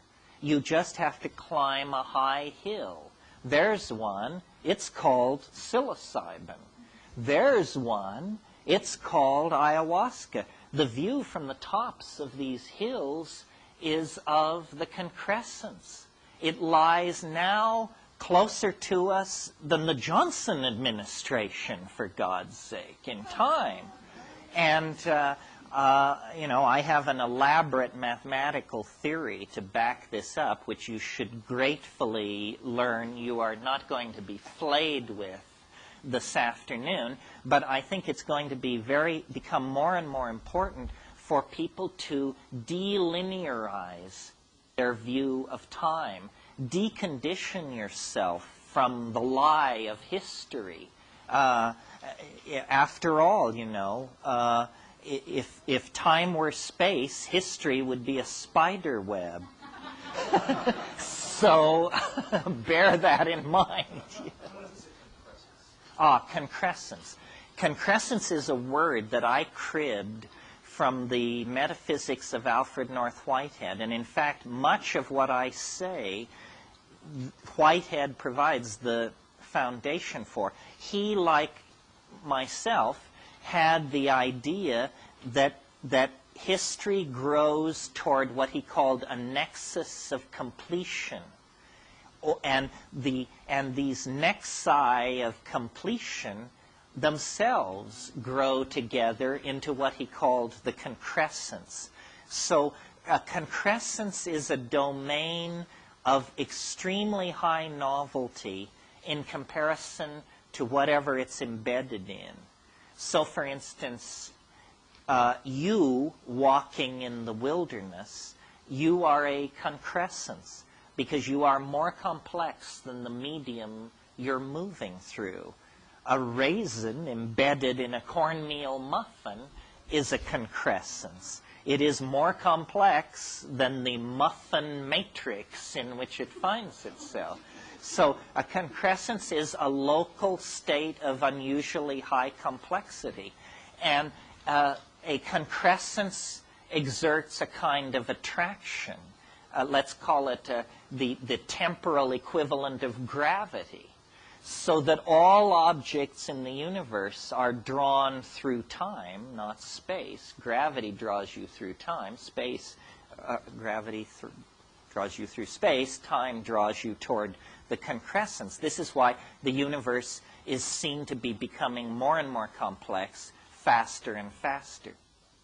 The idea being, you see, that each epoch being shorter than the one that preceded it, this generates an asymptotic curve of approach. And it's become a cliche of our culture that time is speeding up. It actually is speeding up. It's not that it seems like it's speeding up or it looks like it's speeding up. It is speeding up. We and our entire world are being drawn into confrontation with something that at this level is lost below the event horizon of rational apprehension. That's a fancy way of saying you can't know jack shit about it at this point in time. There will come a moment when it will rise above the horizon of rational apprehension. But and I think that history is a set of nested resonances. This is what I mean when I say nothing is unannounced. Nothing can take you by surprise if you've really been paying attention, because everything is preceded by its harbingers and heralds. And we are living in an era now where there is a great deal of apocalyptic expectation, anticipation, and hysteria for several reasons. First of all, because Christianity just is hysterical in all times and places. Second of all, there's a built-in goose in the calendar because we're approaching a millennial year, and that always exacerbates this Christian thing outrageously because of the promise made, you know. Amen, amen, I say to you, this generation shall not pass away before I return to clean your plow or whatever it is. And there is the physical evidence all around us that we are the witnesses to a planetary crisis that we cannot control or manage. I mean, it's very hard to believe that we could manage ourselves back into a steady state. I mean, yeah, the Jews are talking to the Arabs and they're trying to get things straightened out in South Africa, but what about the global population curve? What about the degrading atmosphere? I mean, you don't necessarily, you're just as dead even if you're not killed by a racist or a fascist. So we can get certain problems under control, but it seems certain problems are beyond our control. Also, there's another level to all this, which is when you take cores from the Greenland ice or make side-ranging radar maps of the Canadian Shield, you discover that we are not the only force for disruption and chaos wandering around the universe looking for trouble. The universe is an incredibly chaotic and unstable place. Planetesimal impacts on the Earth have reset the biological clock at least 3 times in the last billion years. What we have been living through for the past 50,000 years is an unusual era of metastability, and it has allowed us to create a global civilization. But we can't assume that we have 50,000 years of stability ahead of us, or even 100,000 years of stability ahead of us. And finally, you know, this curious resistance to the idea of the end of the world always amuses me, because maybe the world will end and maybe it won't end. But have you ever noticed that the end of your world is an absolute certainty? You're going to go into the yawning grave, and rather soon, I should suspect, and possibly sooner than you're prepared for. So quibbling over the end of other people's world seems like a philosophical argument compared to the certainty of your own finality. Yeah. And I've been thinking about, the question is, out of Stephen Hawking's book about parallel worlds and black holes and stuff, how can these physical oddities or anomalies be related to what I'm talking about? Well, first of all, we don't know what a black hole is. A black hole has at the center of it a singularity. The definition of singularity is you don't know what it is. This is a fishy way of making theories, by the way. Stephen Hawking is a prime example. At one point in his career, he was very keen for what were called mini black holes. And these were black holes that were under a centimeter in size. And a certain reading of his theory required 10 high 16 of these things in the universe. Well, when you realize that there's a singularity at the center of each one of them, you say, well, hell, what kind of physics are you doing if you have a physical theory that has 10 high 16 exceptions to whatever rules it lays down? This isn't a theory. This is a sieve that you're waving around in the air.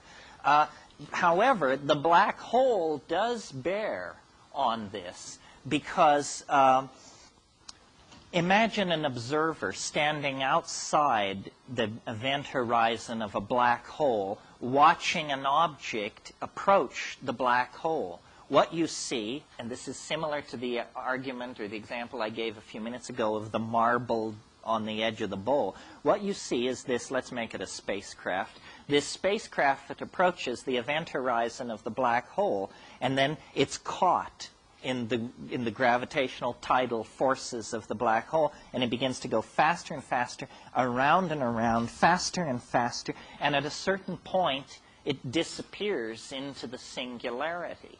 This is from the point of view of an observer outside the system. Now we flash to the stalwart captain and crew on the bridge of this starship. What happens from their point of view, what happens is as they sink below the event horizon of the black hole and start the descent toward the singularity, time and space are dilated so dramatically that the singularity recedes to an infinite distance and you fall forever toward it. Well, what I would like to suggest, based on, well, here's what I'd like to suggest. This is one way of thinking about it, that our planet is on a collision course with something which we actually, at our present state of knowledge, don't have a word for. A black hole is simply a gravitationally massive object, so massive that no light can leave it. what I'm talking about is something like that, except that it isn't so much gravitationally massive as temporally massive. We are being sucked into the body of eternity. And I think it's going to happen very soon. Now, an obvious objection that someone would make to this, it's a probabilistic objection, is they would say, don't you find it rather unusual that your own very minute and finite life should occur so close to this moment of universal dramatic climax? Doesn't that clue you to the fact that you might be slightly deluded? To which I reply, not at all. Because I think of this event horizon as a series of like ghost horizons. And once you enter into history, what history is the outer shell of the gravitational field of the attractor of the concrescence. In other words, history is the disturbance in nature which precedes the concrescence. It precedes it by only 50,000 years. A microsecond. So a geological microsecond before all life is melted down in the presence of the singularity, there is a curious interface zone that is not the singularity and not the absence of the singularity. It's the singularity in the act of becoming. And it only lasts, as I say, a geological microsecond, 50,000 years. But if you happen to be born inside that microsecond, then you have a very curious perspective on the phenomenon indeed, because you observe it from within inside the shell of the historical vehicle. Yeah. Here's the point I want to make. If you have a universe like that, 72 billion years in duration, it will undergo half of its evolution in the last 30 seconds of its existence.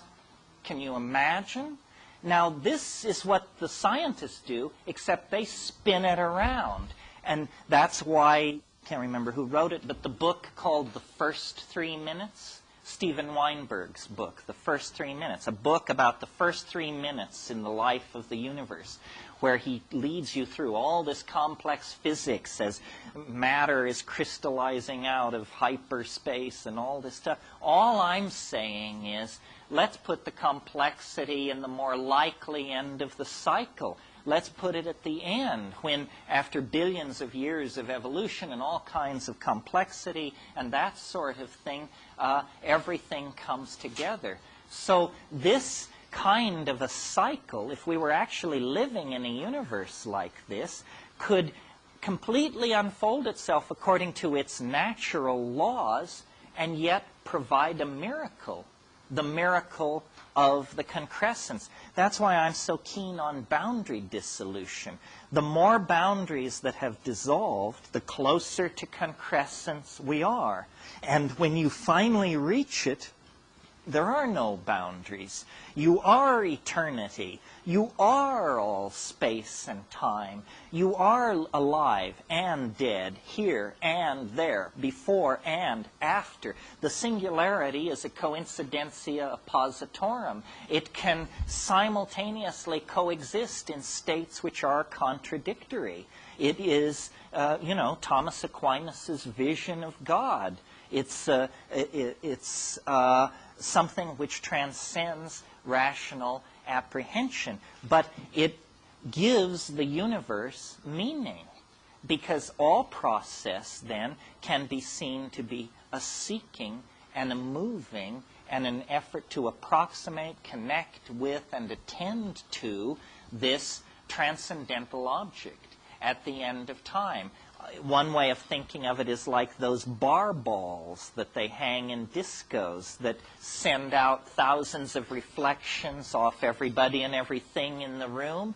Well, think of the transcendental object at the end of time as that bar ball, And then those reflected, twinkling, refractive lights are religions, scientific theories, gurus, works of art, poetry, great orgasms, great souffles, great paintings. In other words, anything which has, we even use this phrase, anything which has a spark of divinity in it is in fact referent to the original source of the sparks of all divinity, which is the compressed experience of life and mind after billions of years of unfolding itself within the confines of three-dimensional space. And you can make this vision your friend through psychedelics, because, as I said at the beginning of this rave, you can see it from here. Of course, not if you have your face plunged in your stock portfolio. You're not going to see it, no. But if you will go up on the mountain and take 5 dried grams in silent darkness and pray through the night, you will absolutely guaranteed come into a sense of this thing. And it's real. And history is simply a perturbation on the surface of the waters of time as we approach the lip of this cascade into concrescence, novelty, and completion. And the psychedelics raise you out of the historical matrix and give you a sense of participation in this transcendental reality. It's the essence of religion. It's the essence of psychic balance. It's the source of shamanic power and mental health. This is thousands of these molecules are arriving at the synaptic site of activity, elbowing aside the local population of endogenous neurotransmitters, getting them out of the way, plugging themselves into the receptor site and beginning to lift the electron spin resonance levels and push them in new directions. And you can almost hear it doing this. And then beyond the hypnagogia, there is the actual trip. And it usually is encountered, you have to go through what Mircea Eliade called the rupture of the mundane plane.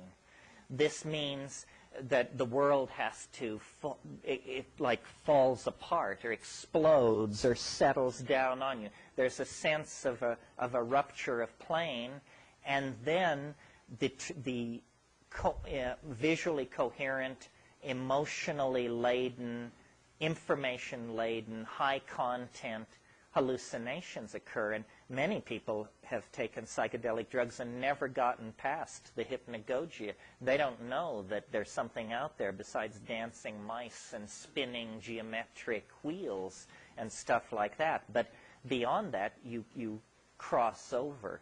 And that's the typical model of a trip. Now, what happens with all of these things to greater and lesser degrees, LSD, psilocybin, mescaline, ayahuasca, is, and I've never actually ever heard an explanation for this.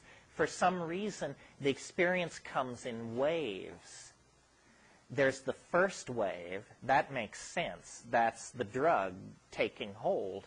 But why then, after 20 minutes of unbelievably outlandish hallucination, will it like all stop?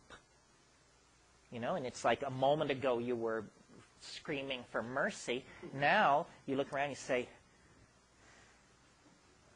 I'm down. Am I down? I seem to be down. You know, and sometimes you seem to come all the way down. Like on LSD, it's like it totally turns off sometimes. And then about 5 minutes later, it comes again. And you get another wave.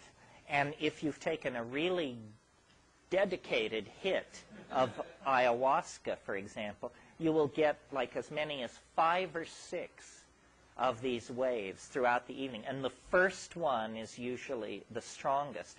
If you take a effective but not strong dose of ayahuasca, you will get one pass. And often, and then if you take slightly less, you'll get one pass and it will be weak. So if you take ayahuasca, at all times pay attention, because you may be looking at something thinking, well, this is not so interesting. I'm sure it's going to be much better in an hour. And you may actually be looking at as good as it's going to get that evening. And psilocybin also comes in waves like this. LSD very dramatically. DMT not, because DMT is one enormous brief wave. I mean, DMT sort of brings all the issues together. And the way I think of these psychedelics experientially is as a series of concentric circles. Maybe like the outer circle is mescaline, and the next circle in is LSD, and the next circle in is psilocybin, and the next circle in is DMT. It's almost as though the psychedelic experience is whatever drug or whatever substance you take, it leads you deeper and deeper in the same direction. And of course, with DMT, you not only hear the aliens, you see the aliens. You not only see the aliens, you become an alien. It seems to be the most radical of all of these things in terms of the experience. It's also the most natural of all of these things. It also is the safest. It stands the ordinary standards of courage and risk on their head, because here it is, it's the most terrifying, the most spectacular, and the safest. None of us, including myself, have fully come to grips with this paradox. We would rather do less safe, less scary drugs, I think. DMT is pretty impressive in most situations. Next, Terence responds to a question comparing meditation and the use of hallucinogens. Well, no, I think they're completely different realms of human activity. I can't, I mean, meditation, you don't hallucinate. You don't, they say you do, but they aren't very convincing. And plus, the monks then rush over and explain that you're doing it wrong. So, what's the deal? I think if by meditation you mean lying down and closing your eyes, or sitting up and closing your eyes a lot, I do that a lot. And I like it, but I would never confuse it with the psychedelic enterprise. Pardon me? It's only my opinion, but I really don't. I think that it's that all of these spiritual techniques are not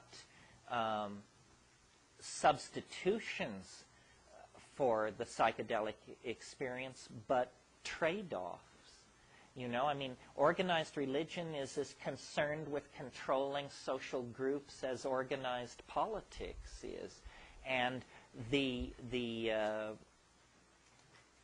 visionary or ecstatic experience is unsettling to the religious mentality.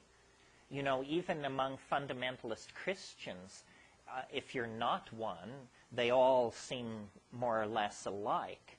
But if you move into that world, you discover that they are very strongly polarized in two directions.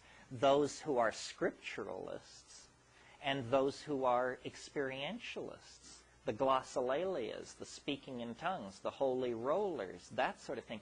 And the scripturalists are very uncomfortable around the experientialists, because to them it looks like demonic possession, and they get really agitated about that. Yeah, well, I think that all of these techniques, like mantra, yantra, tantra, whatever, they work incredibly well in the presence of psychedelics, leading me to suppose that what these are tools that were developed in the Paleolithic world of psychedelic magic, and all we have now are these tools, but we don't have the original engine that drove them. Yes, I am very bored by spiritual practice unless I've taken a psychedelic, and then, mantric chanting is beyond the power of mind to encompass or describe. Sex isn't bad either. And, it seems to be a general functional enhancer is what it is. Acoustical driving is also a tried and true tradition. But see, it's not about the exclusivity of method, but the combination of method. I mean, what you want to do is beat your drum while sitting in Yab Yum, while stoned on X, while at the holy mountain, while the astrological configuration is correct, and then, line it all up and then push it through. That's the way to do it, I think. Terence on creativity and hallucinogens. Well, it goes back to this function of boundary dissolution. Creativity, if you analyze what do we mean when we say that, it basically means being able to transcend the ordinary. You see it in a way nobody else ever saw it, whatever it is, and so that's creativity. Psychedelics, by dissolving the boundaries of cultural expectation, let you see things in new ways. I was in a situation recently where it was evening, and silhouetted against the sky were flame cypress trees, but they were all black. And I was looking at them. I've seen flame cypress trees against twilight skies many times. You all have as well. And suddenly it was like there was this shift. And I didn't see it as a flame cypress tree anymore. I saw it as black dust pouring out of a certain point of the sky and cascading like a waterfall. And I was looking at 3 waterfalls of microfine black powder pouring out of points about 60 feet above the ground. Well, I didn't even mention it to the person I was with, but I just noticed this psychedelic perception. The other night, this was really interesting to me. The other night, just as I was falling asleep, a phrase came into my mind that I liked, but I didn't understand it. In fact, I didn't think it meant anything. I just thought it was an interesting phrase. And I thought about it for about a minute, and then it did this same thing that the flame cypress tree did. It went ploink, and this other dimension sprouted out of it, and I understood it, and I thought, this is a very interesting idea, and I've never thought it before. The thought was,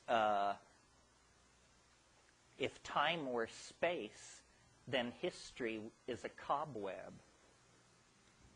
That was all it was. But I don't take these leaps very often. So I was delighted because I knew a moment would come when I could lay it on a group of people like I've just done.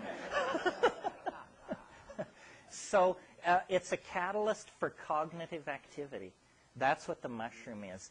Dance, drama, song, painting, body expression, creativity, and simply the passive act of understanding. This is what it does for us, and this is what we love to do. I mean, we are creatures of the mind. You know, they talk about virtual reality as some future technology that's going to change everything. We've been living in a virtual reality for the past 6,000 years. I mean, look at cities like New York and London and Los Angeles. I mean, every nature has disappeared. Everything you see is a human idea downloaded into material existence. It's entirely virtual. It doesn't disappear at the punch of a dial, but it is as virtual as the virtual realities that will eventually be made out of light behind goggles. Culture, the whole thing is that culture and language tend to become traps. and yet they can be the platforms for enormous freedom if you understand what it's all about. And what it's all about is you. You are the center of the mandala. You are not marginalized in any way. And the message that the culture gives us is that we are marginal. It doesn't matter whether if you've got $100 million, Fortune magazine will inform you that so do 10,000 other people on the North American continent. There's nothing special about you. And so we are constantly, this is part of the democratic legacy. We are constantly told, you're not special. Special isn't special. Anybody could do it.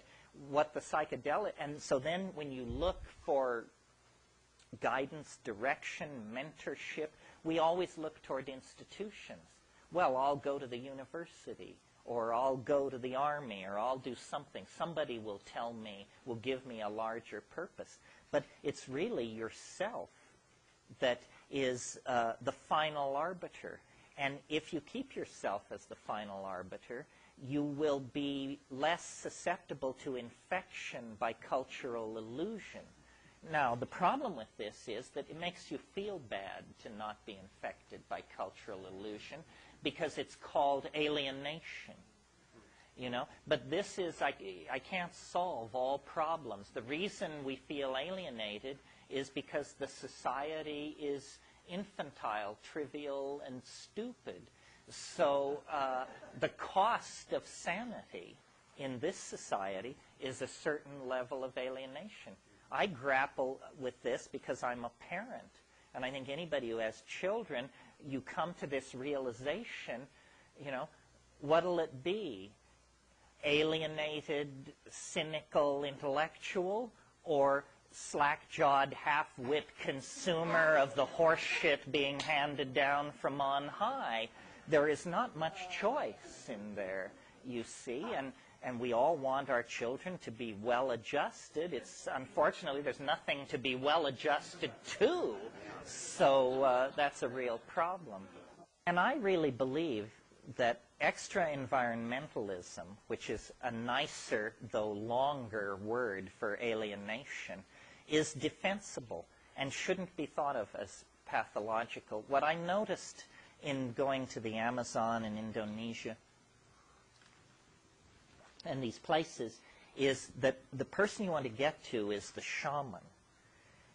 But the shaman is different from everybody else. Like when you go into an Amazonian tribe that's way upriver or something, the people behave the way you would expect naive, untraveled people to behave. They want to touch your Gore-Tex and, you know, look at your camera and look through the binoculars and fiddle with the can opener and all this. No shaman would ever stoop to such behavior. A shaman knows that cultures are provisional and is interested in you as a person. The other people don't even see you as a person because you're huge, white, strange smelling, and incomprehensible. The shaman sees you as a person, and it's because he is alienated. The reason shamans can do their magic is because they are outside the belief system. I really think that that's true. Everyone else believes, you know, that the guy in the other village can send the mojo and mess with you. The shaman knows that that's not quite how it works. And so then he, as it were, can go behind the board and fix the cultural TV that everybody else is just watching. So I think alienation, extra-environmentalism, shamanism, whatever you want to call it, is simply individualism in the context of cultures that don't value individualism. And cultures don't. You know, it's said nature acts to preserve the species. Cultures act to preserve the illusions of the population. They're not interested in you if you're an Einstein or a Jackson Pollock, or unless they can fit you in to the pre-established systems of commerce and canons of aesthetic order and so forth and so on. And then that's called being civilized. The question is, what's with licking frogs? I'm not sure I got it right, but, well, you know, you kiss a lot of frogs before you find a prince, and you probably lick a lot more.